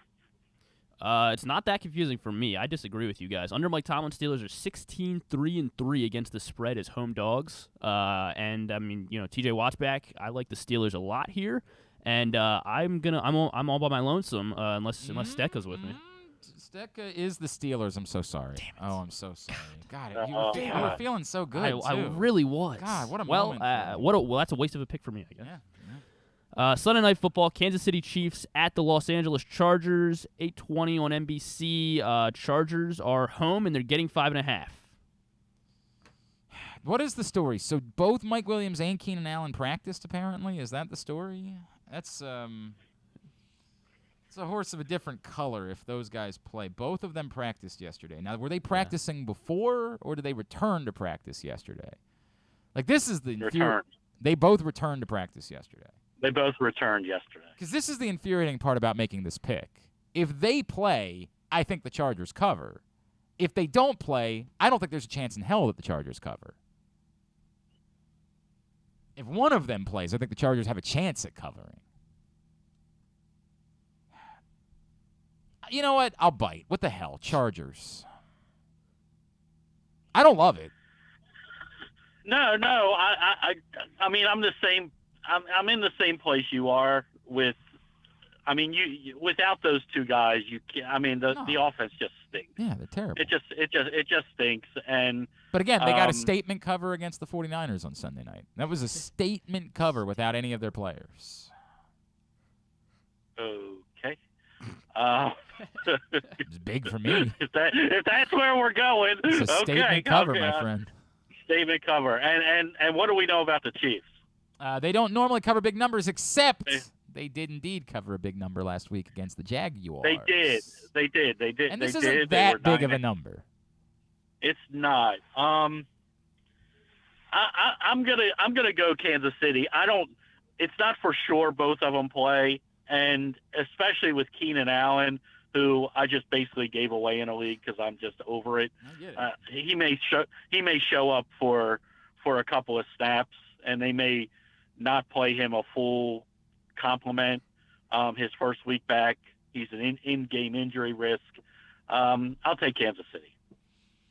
The line opened at 7, I think, so it's down to 5.5 now. Probably because the guys got on the field. Yeah, Herbert is 7-1 against the spread as a dog of 3 or more points.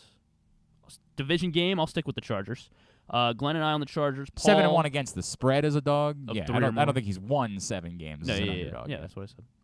I thought you just said he's 7-1 as a dog. You got to say you're 7-1 against the spread. I thought I said that. All right, against the spread, 7-1. Justin Herbert is. Paul, myself, Glenn on the Chargers. Proctor on the Chiefs. Kyle on the Chiefs. Ken on the Chiefs. Andrew Stecco. No, damn it. Oh, sorry. Chargers. Damn it.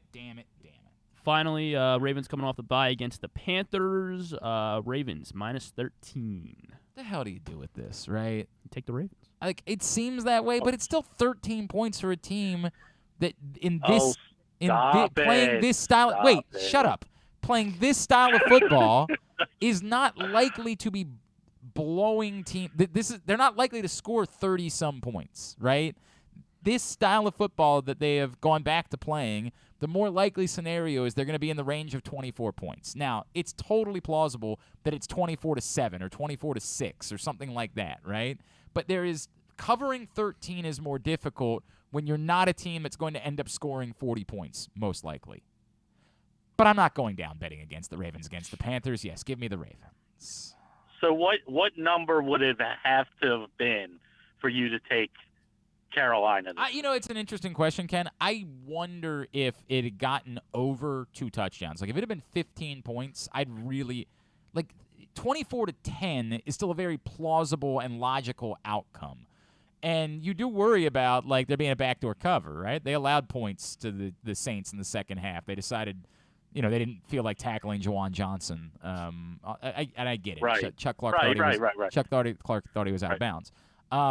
24-10 feels like a comfortable score it could be. So you get to a point where 24-10 is out of the equation, where it's got to be 24-7, 27-10, something like that. I start getting a little nervous at that point. I think if it had been more than 2 touchdowns, I would have had to have played the other way. So I agree with you. Mine was 14.5. At 14.5, I would have started to think about it. Yeah. But I mean, look, you're getting Baker. Whatever. He stinks. I mean, the Ravens defensively. I mean, this is as excited as I've been for a defensive football team at this point in a long, long time. With everybody that's coming back healthy, may get another piece for the pass rush coming back. Roquan Smith the defense just looked different with him and Bowser. Like it was like everybody woke up. It's like, oh, so this is a good defensive football team now. So Carolina stinks. They don't know what they're doing. You may get Sam Darnold during this game because Baker's going to be so bad. And one of the few here, I'm going to give the Ravens coach, Mr. Harbaugh, a compliment. Whoa. Wait a minute, everybody be seated. Whoa. They are great coming out of a bye. They are. That is true. They really are. I don't know what they are against the spread, but I know they rarely lose.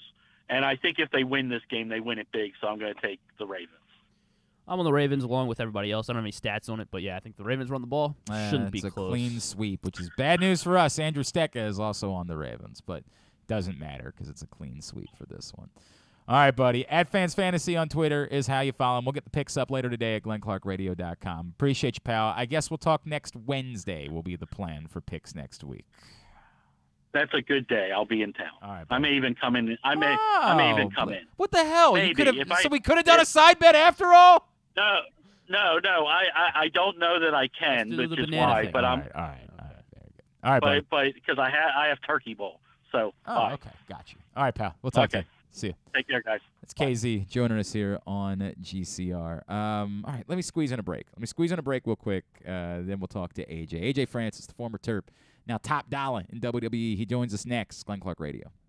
The Baltimore County Police Department is hiring. Entry-level officers start at close to $59,000 a year with a $10,000 bonus. Some restrictions apply. Plus a great retirement plan, medical, dental, and vision insurance, advancement to specialized units, tuition reimbursement, 15 sick days earned per calendar year, and even further incentives for military members and veterans. If you have a passion for service and want a career for life, visit joinbaltimorecountypd.com or call 410-887-5542. You must be a United States citizen, possess a valid driver's license, and have a high school diploma or GED equivalent. The Baltimore County Police Department is an equal opportunity employer. Come experience Maryland's #1 sportsbook this NFL season at the FanDuel Sportsbook at Live Casino and Hotel, the ultimate place for any sports enthusiast. Take advantage of our 24/7 kiosks, massive video screens, and watch all the action from the best seat in the house. With more money paid out than anyone around, make every moment more at the new FanDuel Sportsbook at Live Casino and Hotel in Hanover, Maryland. Please play responsibly. Gambling problem? Please call 1-800-GAMBLER or visit mdgamblinghelp.org. The weather outside is really unpleasant, so it's time to warm up with some comfort classics this winter at your neighborhood Glory Days Grill. Try the Twisted Ribs and Wings combo. It's 2 full pounds of meat, the mac and cheese bites, Mr. Richards meatloaf, the citrus salmon, the winter spinach salad, and for dessert, here's internet radio personality Griffin Bass to tell you about the bourbon butter cake. Oh my God, it's so good. Pair it with a blood orange bourbon cider or a devil's backbone cranberry smash. Place your order now at glorydaysgrill.com. Glory Days Grill. Great food, good sports. That first sip. That first bite. Start your day off right with a delicious breakfast at Royal Farms. Choose from a fantastic selection of fresh Royal Farms breakfast sandwiches and top it off with a rich hot cup of the freshest coffee in the world. At Royal Farms, breakfast is available day and night. It's the freshest breakfast in the world. Real fresh, real fast. Royal Farms.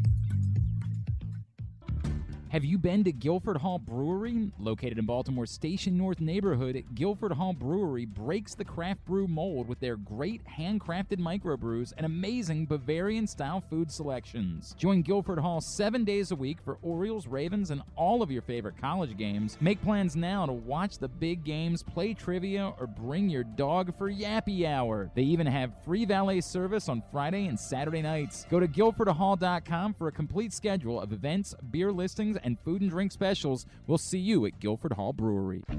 Whether your focus is luxury and comfort, convenience and technologically advanced connectivity, or sporty performance and aggressive styling, we've got the perfect Highlander for you. Check out buyatoyota.com for deals on new Highlanders from your local Toyota dealer today. Looking for a simple holiday meal? Try Chick-fil-A Catering. From Chick-fil-A nuggets to mac and cheese, enjoy a variety of tray options sized perfectly for your get-together. Order through the Chick-fil-A app and bring smiles to your family gathering. Availability and order requirements vary. See restaurant for details. Tune in to Simply the Bets every Tuesday and Weekend at Bookies every other Thursday at 11:40 a.m. And if you really have nothing better to do, keep listening to this show too.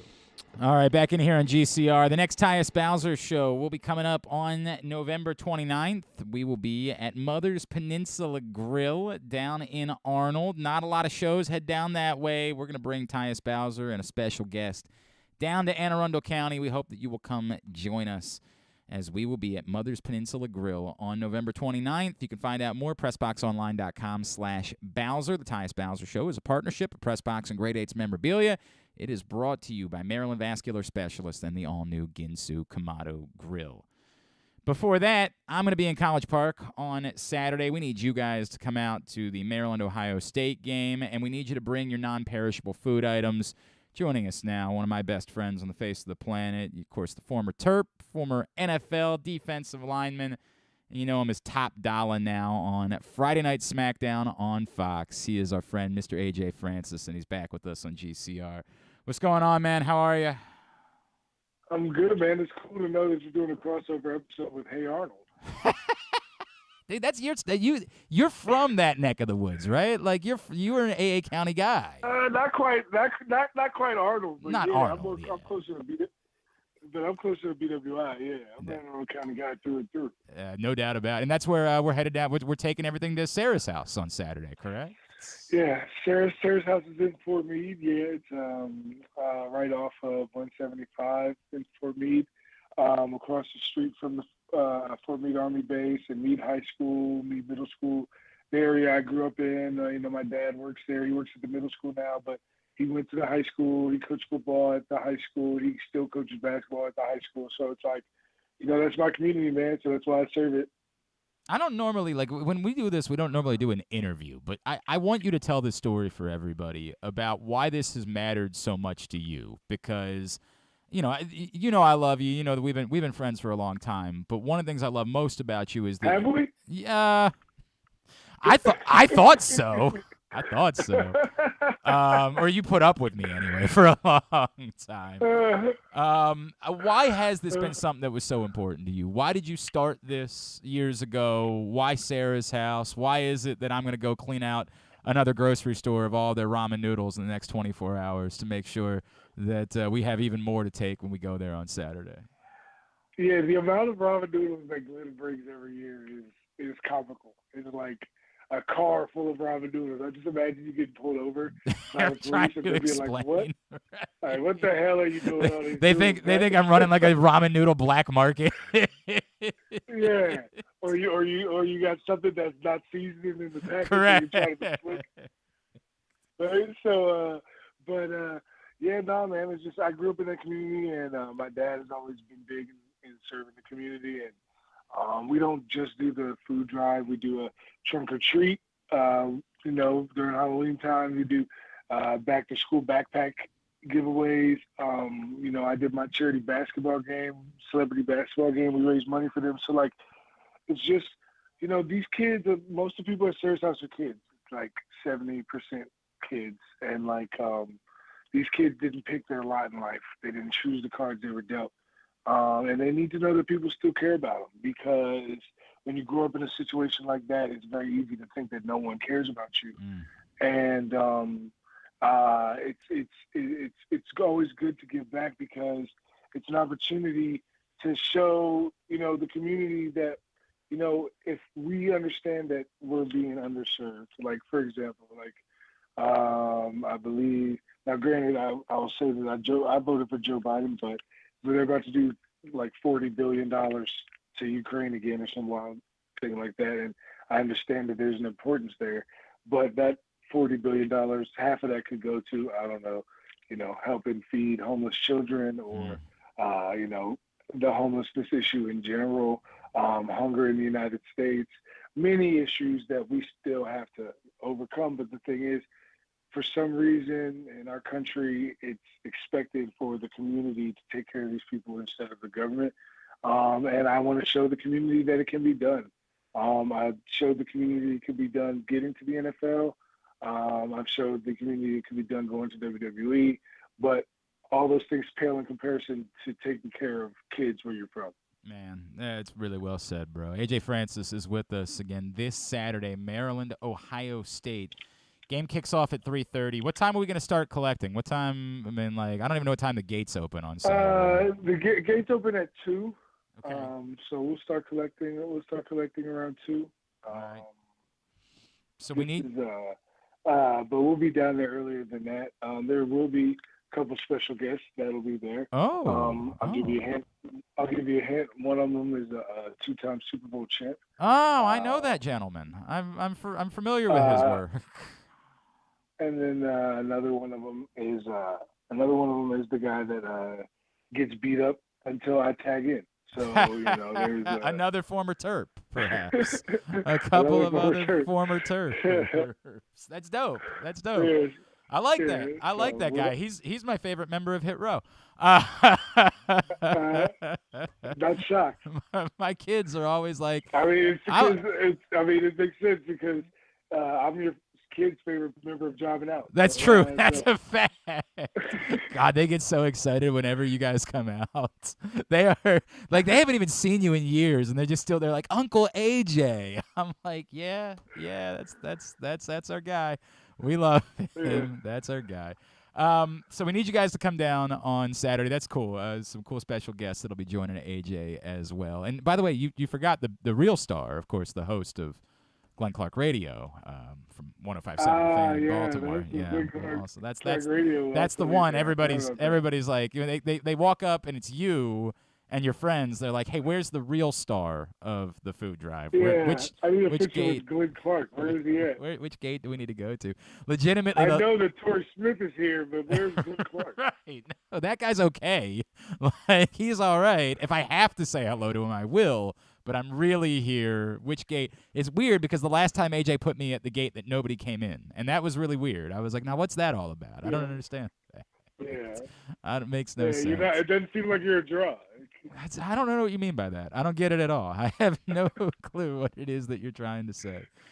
Can you please maybe not beat me up as much as you normally do when we see each other on Saturday? I'll probably take it easy on you because it'll be a long day for me. So by the way, thanks for scheduling this on like the coldest weekend of the year. By the way, shout out to you for picking that weekend.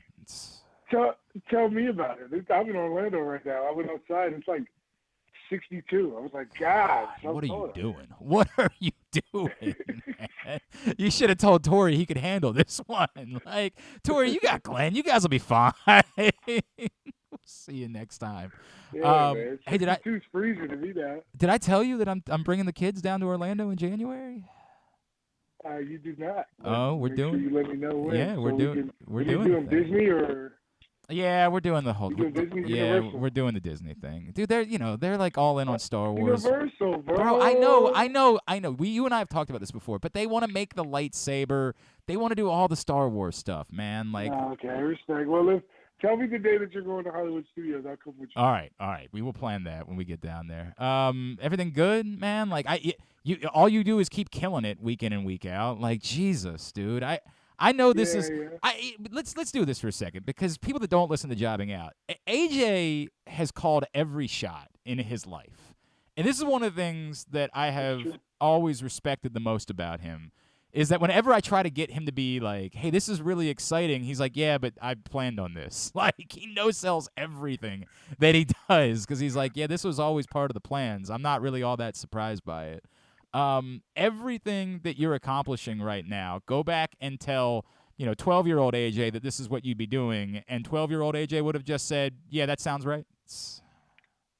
Pretty much. I mean, I've been planning this out for a long time, man. Like, people would laugh at my plans, and people would tell me all the reasons that I couldn't go to the NFL or I couldn't go to get a D1 scholarship or I couldn't be in WWE. And I always laughed at them behind their back, not to their face, because, I try to be a nice person in their face.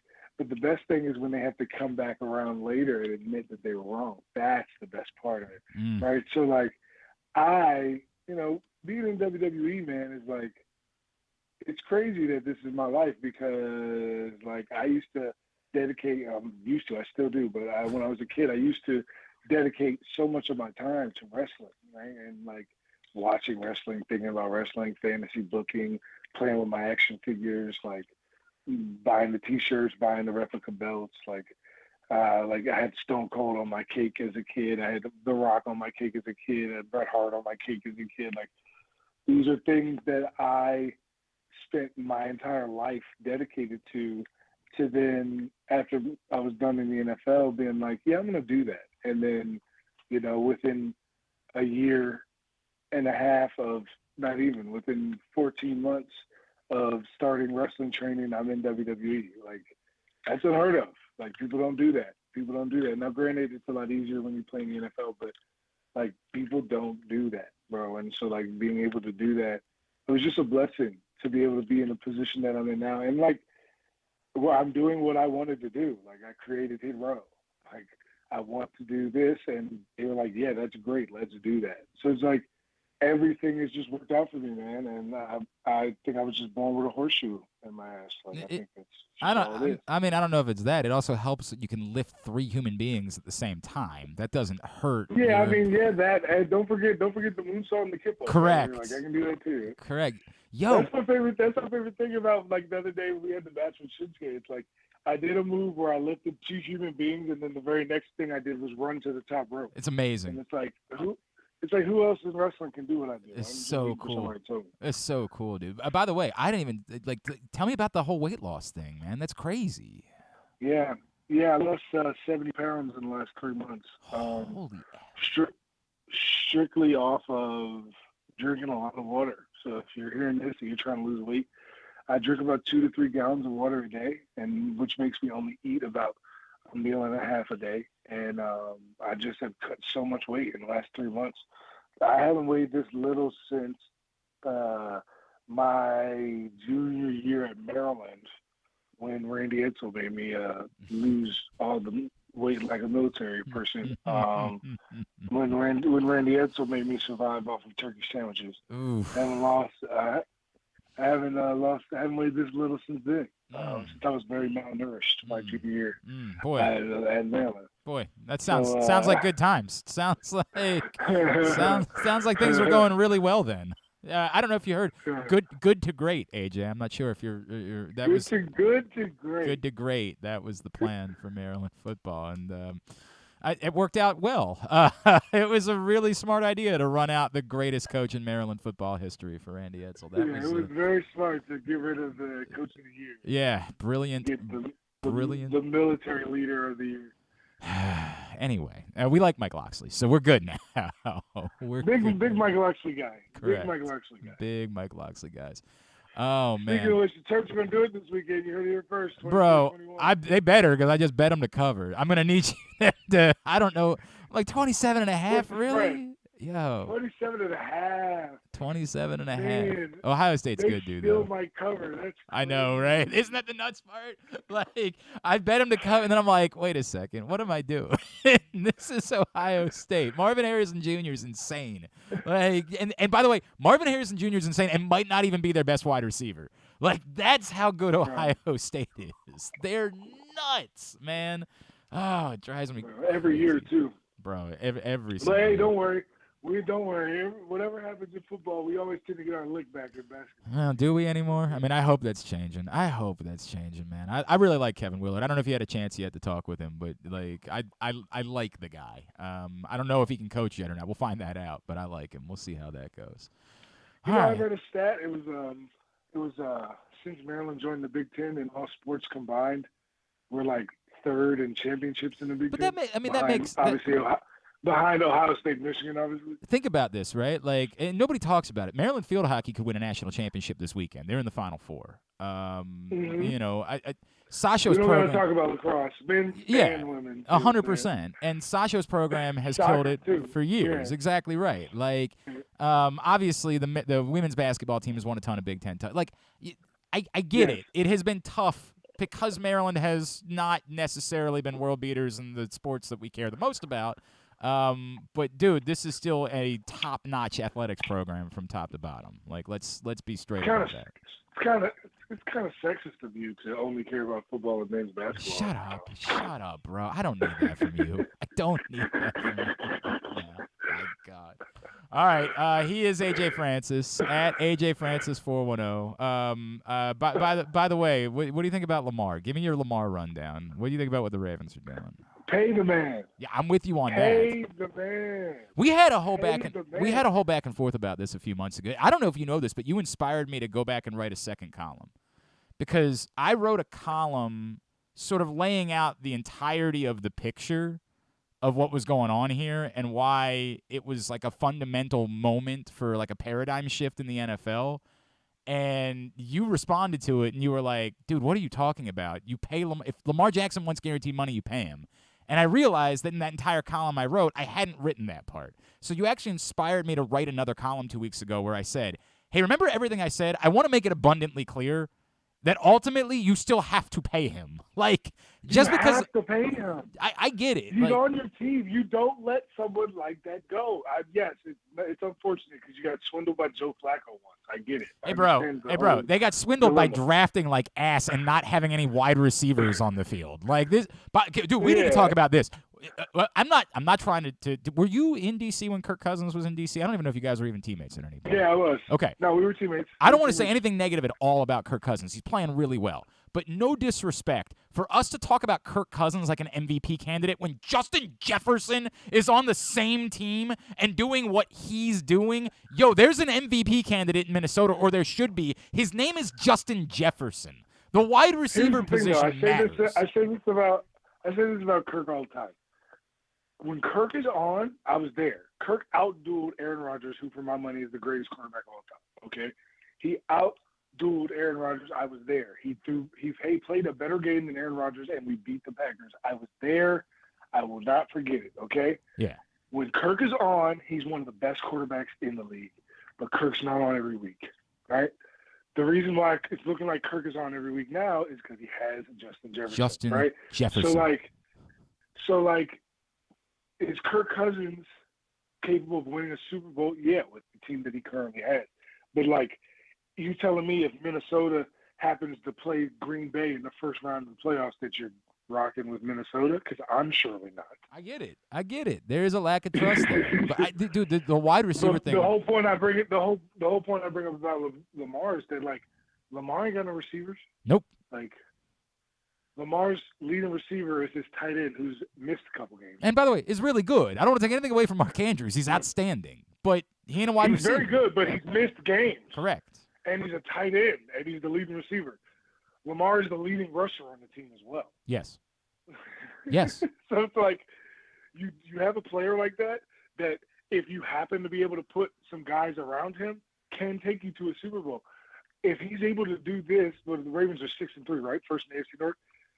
Right? Yes. If he's able to do this with the weapons that you provided him, imagine look what happened when Tom Brady got Randy Moss. Yeah. Yeah. You know what I'm saying? Tom Brady was always great. You know what I'm saying? Facts. He finally got a guy. I think Josh Allen is good, but do we remember what Josh Allen was before Stephon Diggs showed up, and then what he looked like after Stephon Diggs showed up? Yeah. True. I think Stephon Diggs could have been MVP in 2020, baby. He could have. I'm telling you, man, we need to talk about Lamar, though. You gotta pay Lamar, though. You have to pay Lamar, bro. If you guys let Lamar go, it'll be the worst thing that the Ravens. Do you really want to play with Taylor Heineke? No. Do you want Carson Wentz? Do you want Jimmy Garoppolo? What are we doing here? Bro, I promise you, I am with you.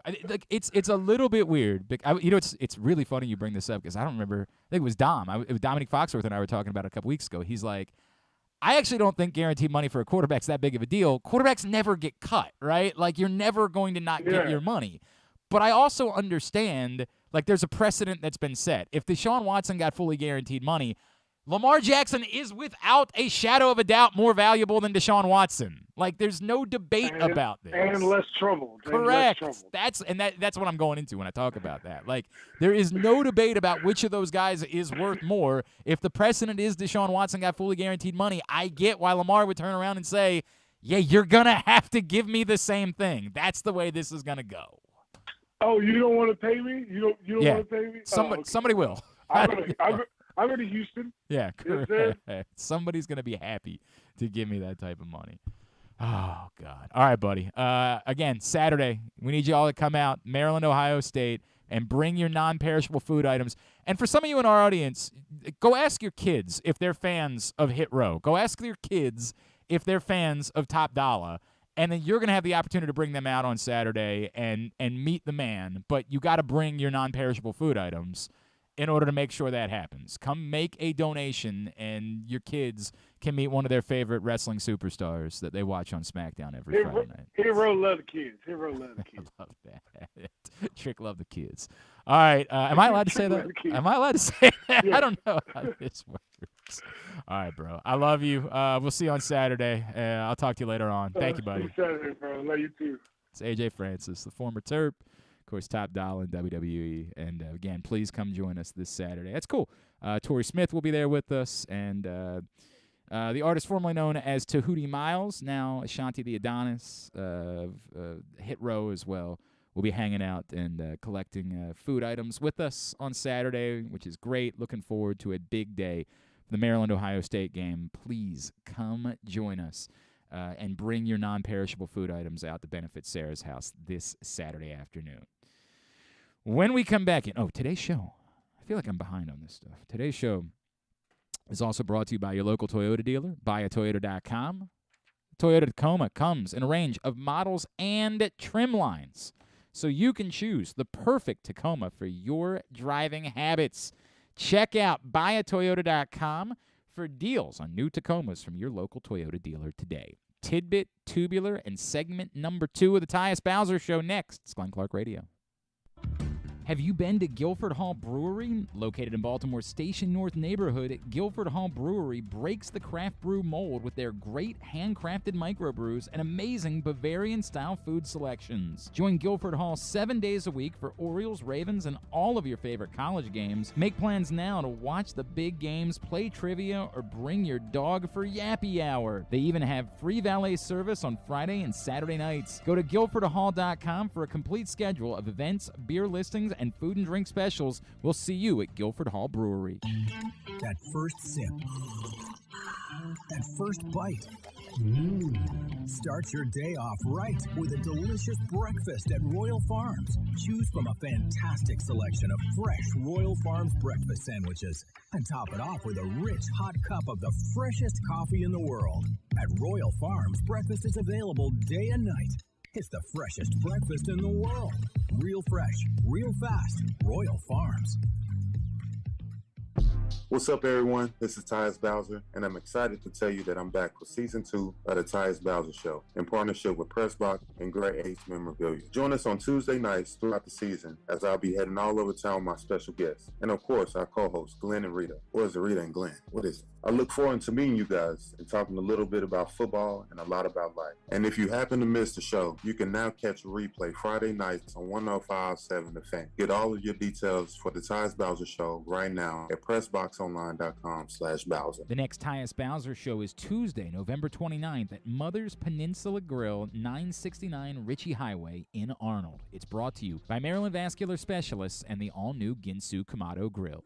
Sports betting has come to Maryland, and we're ready to help you win some money. Tune in for Simply the Bets every Tuesday morning at 11:40. FanDuel Sportsbook GM Leon Twyman and VSiN's Aaron Oster join the guys every week to give you all of the info you need and offer you a few winners. And every other Thursday at 11:40, tune in for Weekend at Bookies as Andrew Stecca and Alloy Sports' Brad Kronthal help make you some money for the weekend. So come win some money with us on Simply the Bets every Tuesday and Weekend at Bookies every other Thursday. Brought to you by the FanDuel Sportsbook at Live Casino and Hotel Maryland. Listen at PressBoxOnline.com/radio. Watch at YouTube.com/PressBoxOnline. The weather outside is really unpleasant, so it's time to warm up with some comfort classics this winter at your neighborhood Glory Days Grill. Try the Twisted Ribs and Wings combo. It's 2 full pounds of meat, the mac and cheese bites, Mr. Richards meatloaf, the citrus salmon, the winter spinach salad, and for dessert, here's internet radio personality Griffin Bass to tell you about the bourbon butter cake. Oh my God, it's so good.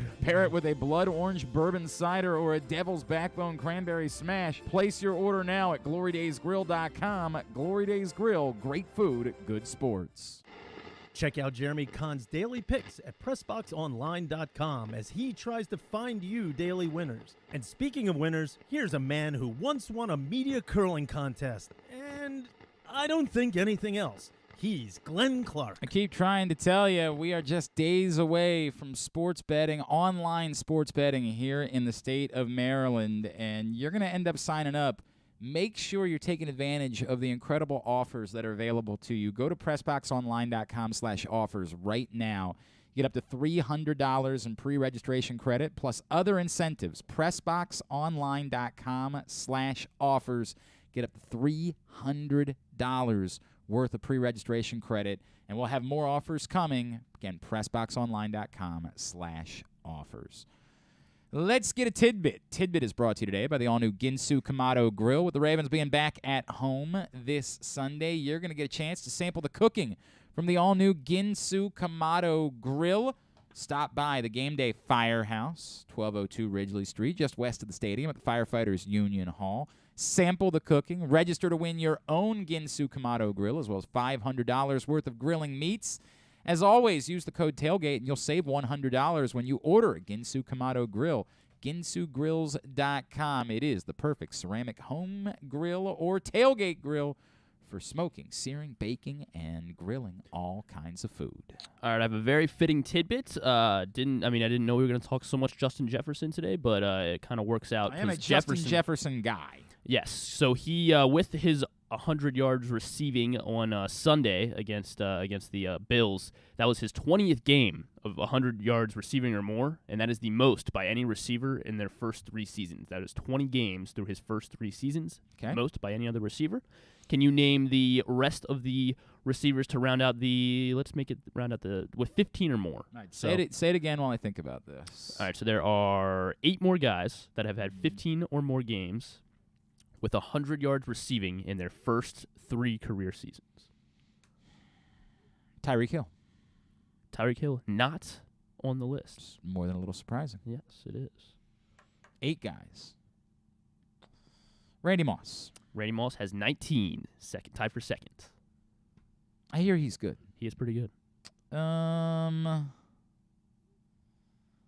about A.J. Green? A.J. Green is an excellent guess. He has 15. That ties him for he's in the top. He's in the top 9, which is what I'm looking for, and he is on there, tied for 1, 2, 3, 4, 5, 6. Tied for 7th. Calvin Johnson.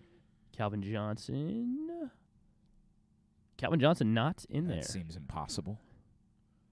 Larry Fitzgerald. Larry Fitzgerald also not on there. Well, this is a stupid list. It's worthless. Michael Thomas. Michael Thomas not on there either. Mike Evans. Mike Evans also not on there. Julio Jones. Not Julio Jones either. What is this list? This is Odell Beckham. There you go. Odell Beckham tied with Randy Moss for second. They both have 19, one behind Jefferson. Very stupid list. You need 1, 2, 3, 5 more. Yeah, I'm aware. Thank you. I've got it in front of me here. Okay. Torrey Holt. Torrey Holt's a good guess, but only 13 in his first 3 Reggie seasons. Wayne. Reggie Wayne, less than that, not on there. This list is an abomination. Julio Jones had 12, so did Mike Evans. Andre Johnson. Andre Johnson not on there. What is this? Stop. Don't. Okay. Don't.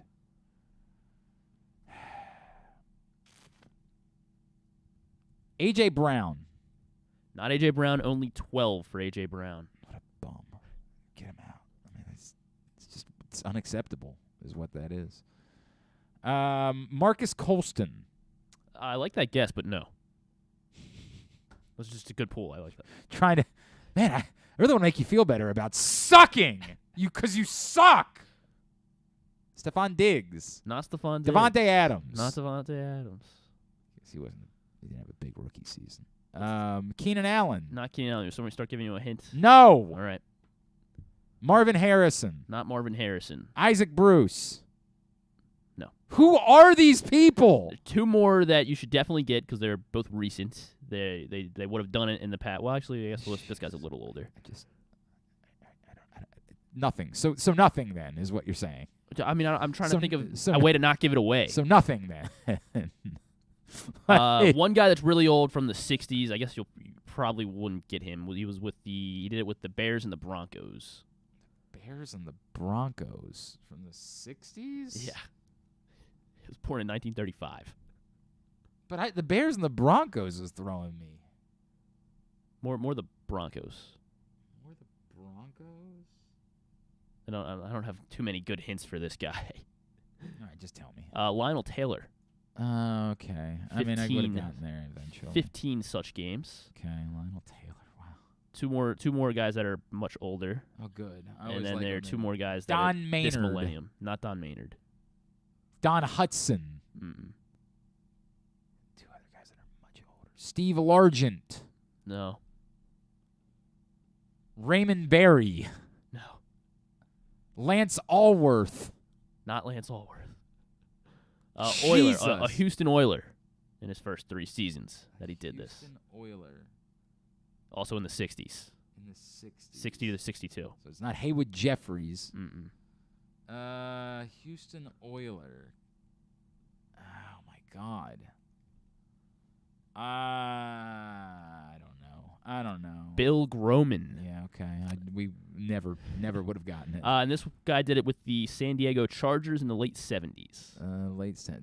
Stallworth. No, he was the Steelers. Oh my God, in the late 70s. Oh my God. Probably more known with the Packers. But James Lofton? No, not James Lofton. No, he was the Chargers. More known with the Packers. More known with the Packers, but did it with the Chargers. Yeah. Oh my God. He's got a similar last name to the guy. Well, not a similar. The same last name as the guy that we've been talking about.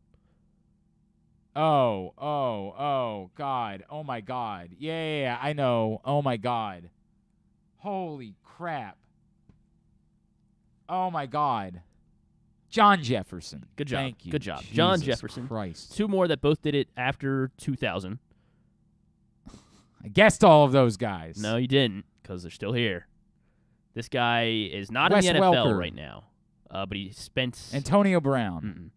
He spent his entire career with the Colts, but he's not. T.Y. Hilton? T.Y. Hilton. It's random. Yeah, it is random. This list is worthless, is what we're learning. 16 in his first. This is a worthless 3 accomplishment. seasons. It's not really. And then one more guy, known for his time in Baltimore. Obviously, didn't do it with the Ravens. Known for his time in Baltimore, but didn't do it. Steve Smith? Mm-mm. Known for Won a his Super time Bowl. in Baltimore. Anquan Bolden. That's a little surprising. He had actually. 15 games in his first 3 seasons of 100 yards receiving. All right. That was a mess. All right. Tubular is brought to you by Guilford Hall Brewery. It is a gem. It is not a mess. It is a wonderful place in our city. 1611 Guilford Avenue in Station North. Live music, yappy hour, live trivia, delicious craft brews, including the Guilford Hall Lager, the Bavaria-inspired menu. Find out more at guilfordhall.com. Busy night for Totally Tubular. Amazon Prime has Titans-Packers at 8:15. Another football game, SMU and Tulane on ESPN at 7:30. The NCAA soccer tournament underway right now. Navy and Georgetown on ESPN+. Later tonight, Fairleigh Dickinson and Maryland, 6 o'clock. Local hoops tonight, all on ESPN+. Towson UNC Greensboro at 7. Loyola hosts Washington College at 7. Coppin State travels Tennessee Tech at 8:30. College basketball throughout the day. It's one of those glorious days of the year where there's just sports all day. We get this week and next week because there's tournaments in Myrtle Beach and Charleston. And so whenever you tune in to ESPNU or ESPN2, you're going to have basketball on. What else matters tonight? What else? Capitals Blues, 8 o'clock on NBC Sports Washington. MVP announcement coming up at 6 on MLB Network. So there is, I guess, still some, I'm going to assume that it ends up being Aaron Judge, but a lot of people would still say it should be Shohei Ohtani. I saw he's going to play in the World Baseball Classic, by the way, for Team Japan. Oh, Shohei Ohtani. Ooh. So that's kind of a big story. ATP Tour Finals continue on the Tennis Channel. Everything else, go to glennclarkradio.com. Find it there. What you got? Pickled on CBS, Celebrity Pickleball Tournament. Oh, no. Oh, God. Yeah, oh, not fun. God. When you said pickle, I was so excited, and then you ruined it. Christmas with You. So Netflix, I guess, is just going to keep pumping out Hallmark. They're going to do Hallmark Christmas movies now. Christmas with You, a pop star leaves the city, falls in love with some handsome guy in a little Isn't that the town. Ryan Reynolds movie? Is that? Isn't I feel like isn't that legitimately just? No. Isn't that wasn't that Just Friends? Just Friends with Ryan Reynolds and Chris Pratt's ex-wife. What the hell? Anna Faris, right? Anna Faris. That was her name. Was a Christmas movie about a pop star. They're all the same. Was dating Ryan Reynolds. By the way, Just Friends was excellent. It was a hilarious film. I loved it, and Ryan Reynolds was charming as hell. By the way, Ryan Reynolds has been exactly as good looking and charming for 20 years. For 20 years. He has changed not slightly. God, I wish I could be that man or be with that man. I would take either one. Yeah, I'm pretty sure that's the exact same plot as Just Friends. Okay. Wasn't that what that Netflix was called? is doing another one with okay. no-name actors. All right. Well, okay. The same setup because the story of Just Friends was all the he Hallmark was movies are dating the the same. pop star, and then they broke down wherever they were going. They broke down in his old hometown, and he reconnected with an ex-flame while he was home for Christmas. It was not. This was the crazy thing about Just Friends. It was very much a Christmas movie. I believe it came out in like March. It was a very weird bit. They did not market it all as a Christmas movie, despite the fact that it was entirely a Christmas movie. Also on Netflix, 1899 is a series. No, we were supposed to do our movie review today. Oh yeah. Do you want to? Son of a bitch! Why didn't you remind me of that? We were busy. It was a busy show. We're out of time. Busy show. Monday? Can we do it Monday? Oh, the Ravens. Yeah. As long as the Ravens do anything crazy on Monday, we could do it. All right. Pepsi, Where's My Jet documentary on Netflix as well. Some kid, Pepsi said if you get 7 million Pepsi points, you get a Harrier jet. So John Leonard, this guy, is sued Pepsi, and they're making a documentary. It was from a long time ago when they made a commercial, and I guess this doesn't ring a bell to you. I thought maybe. Doesn't mean anything. Yeah, it doesn't mean anything much to me either. But Pepsi, Where's My Jet documentary. Christmas Story Christmas on HBO Max. That's today? Yes. Really? Uh-huh. Ralphie's back. I might have to spend some time. And he's a dad. Yeah, it's going to suck. I'm going to hate it, but I have to watch it. Apparently Vince Vaughn's in it. Why? I don't know, but he was in the cast list. And also Santa Camp on HBO as well, documentary. So there's a New England Santa Society. That actually is not. That sounds kind of interesting to me. I might be in for Santa Camp. I did finish Wrexham, so I'm open. But I'm gonna do God forbid, or maybe I'm gonna do Christmas Story Christmas. Now I don't know yet. I haven't decided. That's it. All right, very good. Thanks today. Oh, just one more reminder again. FanDuel.com. Sorry, PressBoxOnline.com/offers. Again, you can get up to $300 worth of incentives for registering right now for online betting, which is coming within days here in the state of Maryland. Thanks today to AJ Francis. Thanks to KZ. Thanks to Al Wallace. Thanks to Brian Baldinger. We'll get all of that up in the greatest hits section of the tab at GlennClarkRadio.com. Stan the Fan will be in studio again tomorrow. He's back. Bo Smolka will join us to preview the Ravens and stuff and things, I'm assuming. Stuff and things on the Friday edition of the program. All right, thanks to everybody at PressBox, all of our great sponsors and partners, including the Baltimore County Police Department, Glory Days Grill, Royal Farms, Costas Inn, the Baltimore area Chick-fil-A restaurants, Guilford Hall Brewery, Grade 8's Memorabilia, the FanDuel Sportsbook at Live Casino and Hotel Maryland, UMBC Athletics, Maryland Vascular Specialist, the all-new Ginsu Kamado Grill, your local Toyota dealer, buyatoyota.com. Thanks to Griffin at Griffin_Bass is how you follow him. Follow us, Twitter, Instagram, and TikTok at Glenn Clark Radio. Have a great Thursday evening. Go local hoops teams. Duke sucks. Ohio State sucks too. We wrap up today's show by bringing you segment number 2 of the Tyus Bowser Show from this past Tuesday night at Mother's North Grill in Timonium.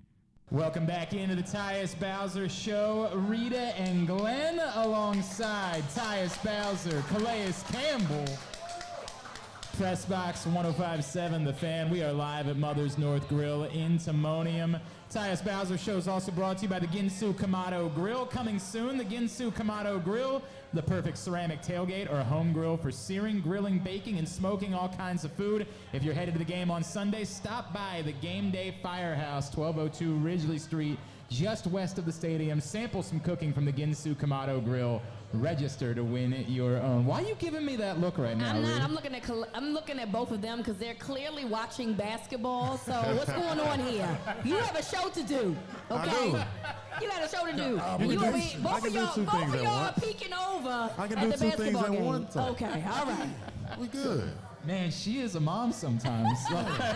It comes out. Yeah, I heard him give him a shout out to Kamado Grill and stuff. Yeah, I can see that. I can see that while watching Kentucky and Michigan State play. They'll be okay. I promise you. They're gonna be good. Oh man. All right. So bye week. We know you went to Philly on Monday night, but what else did you get to do? How'd you spend your week? So I went down to D.C. for a few days. I went to the Watergate Hotel, just got a hotel there and kind of just chilled out. And then I went to Houston Saturday morning, had to deal with some stuff with the house, and then got to go and see our guys play against Temple around 3 o'clock, 2 o'clock, and then went out with the guys, a few of the guys that I played with back in college. We went to go and see the UFC fight, and kind of just chilled out, hung out, went out and stuff. That was kind of shocking, by the way. That was very shocking. That was very shocking, but you could see something bad was about to happen. I feel like I almost like the fact that when dudes are clearly not trying to win the fight, like I almost want them to get knocked out at that point. Like I like Izzy, you know, like I like him. Yeah. but I'm sort of sick of it. Like, it was the Anderson Silva thing for years. Yeah. Like, I just fight, man. Like, this is a fight. What are we doing here? I don't know, man, but it was a very interesting fight, just how everything kind of just turned around, especially when I forgot his name, but he was Pereira. No, the other guy. Oh, Adesanya. Yeah, Adesanya. He literally almost took him out if he had like 5 more seconds, 10 more seconds. Before that round ended, and then from there it kind of just started plummeting downhill from there, which kind of sucked because it's like, man, if you would have took care of business and you good, you still the champ, right? Exactly. So that was pretty interesting. And then Sunday went to church with a few of my good friends, family and stuff, and then had a little something at the house. Did a little barbecue and then just played games, just had a good time before I took a flight back to Baltimore Sunday night. So very cool. Calais, what about you? How'd you spend bye week? A lot less eventful than this guy. I'm a young man in life, but I feel like an old man in the locker room and stuff. But I went down to Miami with my wife and my son. And we just hung on the beach, just kicked back. My son ran around in the water and on the sand, built sand castles, and just kick back and relax, man. Nothing exciting. Didn't go anywhere. Didn't do anything. Just hung out. Has that changed as your career has gone on? Like when you were younger, were you the I'm going out? Yeah, right. It's changed a whole lot. I was in bed by like 9 o'clock every day during the bye week. When I was young, I'm going city to city. I'm having the best time. Partying, blowing off steam, as whatever you want to call it. But now, man, way different.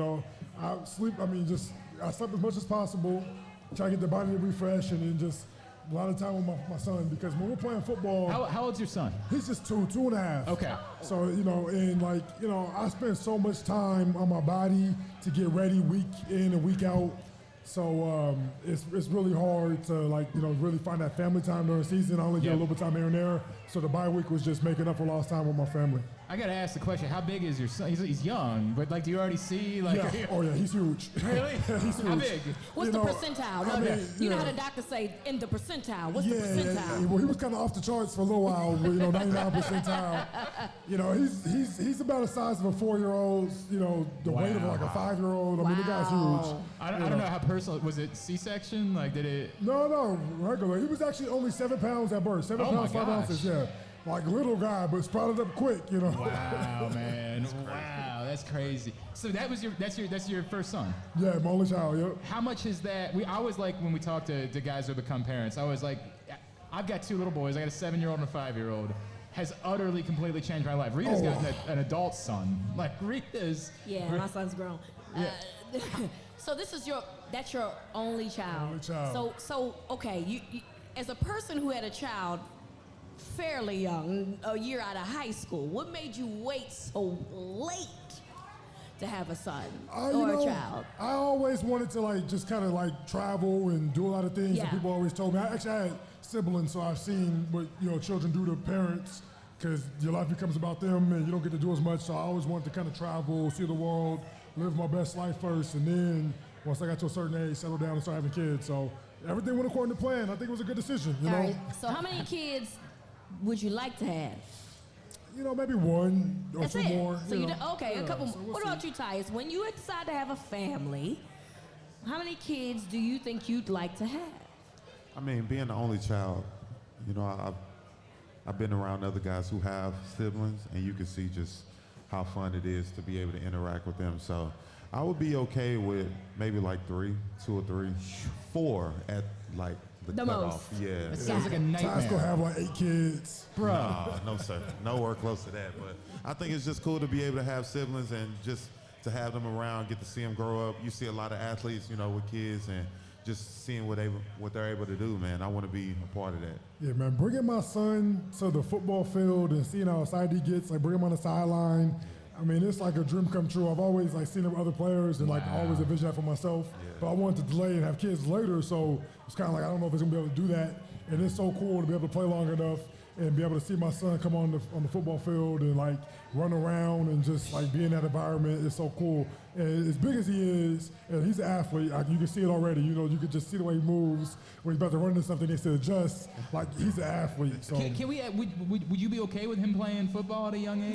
Yeah, I think I think with proper coaching, if you get the right kind of coach, because I was lucky, growing up, I had a really good coach that taught me how to play the game the right way at a young age, and those habits stuck and allowed me to do it well my whole life. And I think that, you worry about like CT and all that different things, but I think if you learn how to play the game the right way with your head up, tackling with your shoulders, your arms, running your feet, and wrapping and rolling, I think there's a right way to do it. And I think if you could do that and teach them at a young age, it'd be great. Now, it's a battle I have to have with my wife, though, because she's definitely going to make me try to make a little bit.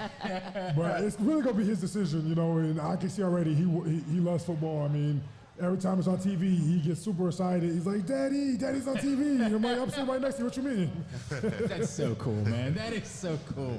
It's the Tyus Bowser Show, Press Box and 105.7 The Fan. Tyus, there was something that we didn't hear you mention on the list of things that you did during bye week. Did you see Black Panther or not? I haven't seen it, but I want to. I really want to see it. I didn't get to see it this weekend. We're going to go next weekend. Okay. Rita did. Calais, what about you? Did you get... I really wanted to, but I lost that battle to my wife. She wanted to, we were in Miami. She didn't want to go to the movie. She said, we could do that in Baltimore. So our next date night will probably be a movie night. I want to talk about Black Panther. Yeah, no spoilers. I want to talk about it. How do you handle... Look, if Tyus would have saw Black Panther, we was going to have a conversation about Black Panther, because this is the Tyus Bowser Show. We're going to have that conversation soon. Now that he has not seen Black Panther, I can't talk about Black Panther. On the next show, we're going to talk about it, all right? That's 2 weeks from now. We're going to be moving on to something else, No, we're Tyus. not. No, we're not. You know what kind of society this is? Oh, my God. On a scale of 1 to 10, how urgent should we go see it? Now, yesterday. 13 and a half. Give me your... I'm not going to give away Spoiler, nothing, but can you do a spoiler? No, I'm not. I would 10, not do that, good or because I hate bad? when people do that to me. It was fantastic. Okay, Let me just say, that's all I need to hear. It was fantastic. I truly enjoyed it. I think you guys need to hurry up so we can talk about Black Panther. Okay. I know Thank you guys... Thank you. I got somebody that's going to talk to me about it. You guys aren't big social media people anymore, right? So I'm guessing you're not too worried about hearing spoilers or anything like that? No, not too much. Okay. I don't really have that issue. Man, in my world, bro, it's like... You got to mute everything. I'm not even kidding. I'm dodging bullets, man. Oh my God. Everywhere.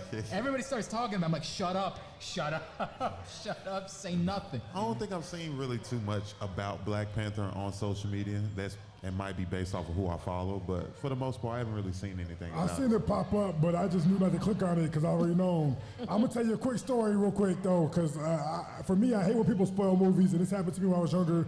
When The Sixth Sense came out, it was like a really big, surprise ending, right? And I was getting ready to go watch the movie, and my mom, for some reason, just had to tell me, she was like, man, that's such a good movie, you never know that he was dead at the end. Oh, my God. I go watch the movie, and I'm like, the whole time I knew what was going on, I was like, this is terrible. So I hate when people spoil movies. Please never be that person. Wow. See, normally I make fun of people when people talk about spoilers or superhero movies because I'm pretty sure Batman doesn't die. I'm pretty sure that's not how the movie ends. But you know what happened with Black Panther. This is so different that I don't know, and that's why it's been more difficult. No, one part we do know. Yes, we do know one part not, we know. Yes, it's about what happens after that. That's the surprise. And I hate, again, I'm with you. I hate when people spoil something for me, especially if I'm excited about something. Yeah. It's so unfair. So I did not really go and tweet that much that day because I was like, I'm going to go see Black Panther on Friday. So Thursday night, Friday, I kind of try to stay away from social media because people love to give spoilers away. And it really grinds my gears. So I'm with you on that. Okay. So what's the appropriate time? How long does everybody have? It should have been now, quite frankly. It really should have. Yeah, I think the protocol should be 1 week. You get 7 days to watch the movie. Other than that, spoilers come. I think I'm okay with that. I'm okay. I'm 1 week. That's the deal. You get a week, and then after that, it's on you. You didn't try hard enough. But it's in theaters, though, right? Yes. See, but that's the thing, though. With theaters, especially how hyped that movie is, I don't like being in there with a whole bunch of people. That's true. I like to be in there once it's died down and, a few people haven't seen it yet like I. and go in there, have a nice seat wherever I want to sit at, and enjoy the movie without, especially, us black people when they come to stuff like that. Yeah, they want to talk during the movie.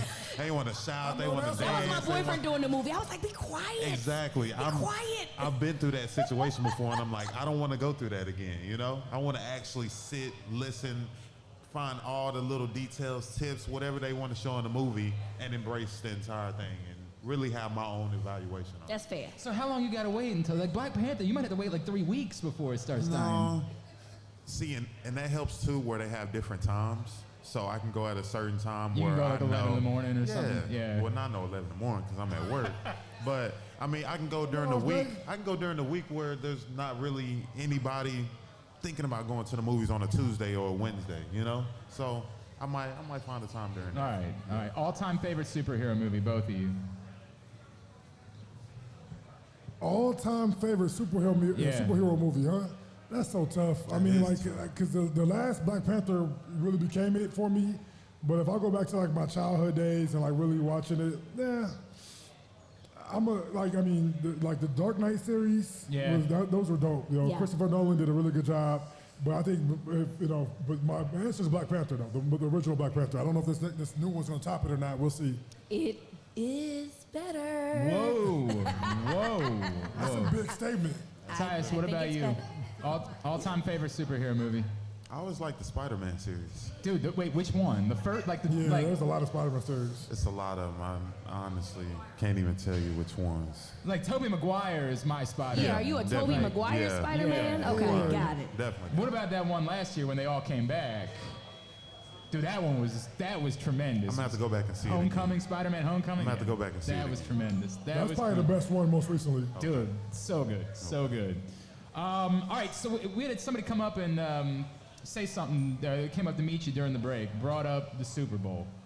Calais, we've been joking about you being a little bit older, but we know this is part of the story, right? Like, you're getting to that part of your career where that's still on the table, that's still significant.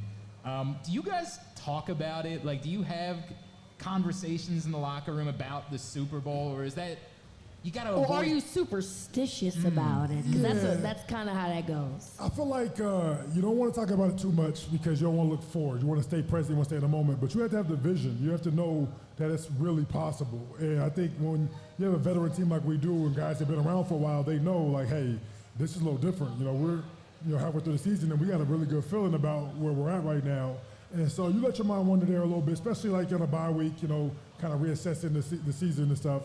But, that's the big reason why I came back to play football again was because I want to be a champion. I know in my heart I have what it takes to be a champion. I know this team is special. So I'm like, man, let me ride Lamar's coattails to a Super Bowl, And so that's the big reason why I'm here. But at the same time, I know that, there's a lot of teams that want to be a Super Bowl champion and a lot of teams that are worthy of it. And the person who's going to ride off in the sunset with the trophy in their hand is a team that works the hardest, a team that's willing to sacrifice the most, a team that's willing to put the work in and do it. And so from today, the rest of the season, we had a little bye week. I had my break.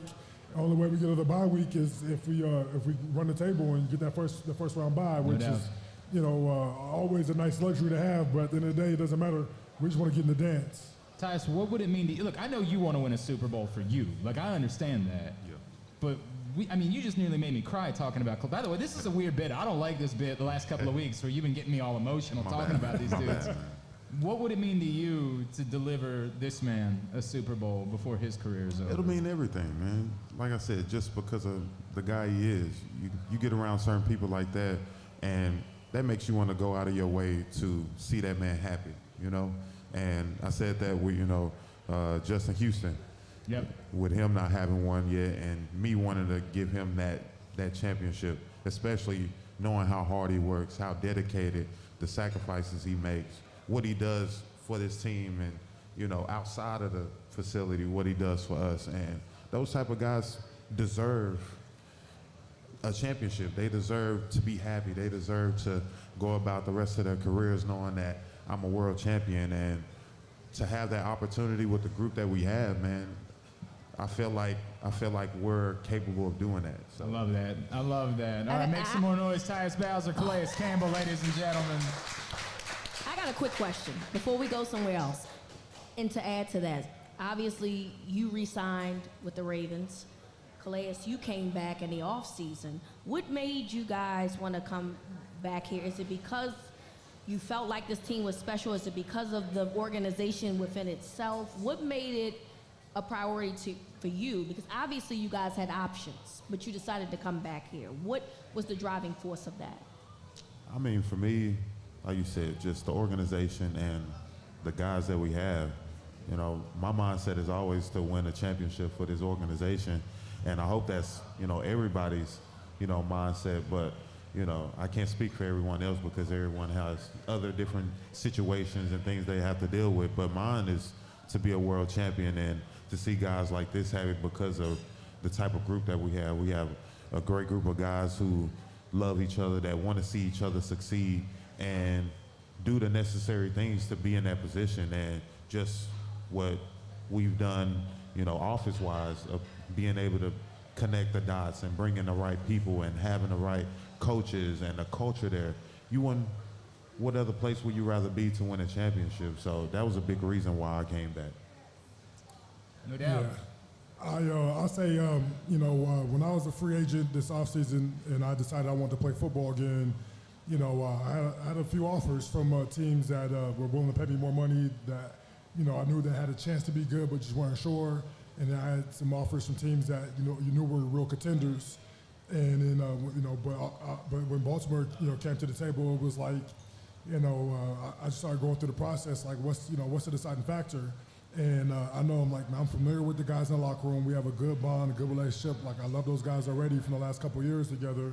The coaching staff is awesome. You know, they do a good job preparing us, you know, taking care of us. And, you know, just the atmosphere, the city as a whole. My wife loves the city. We have a great place here.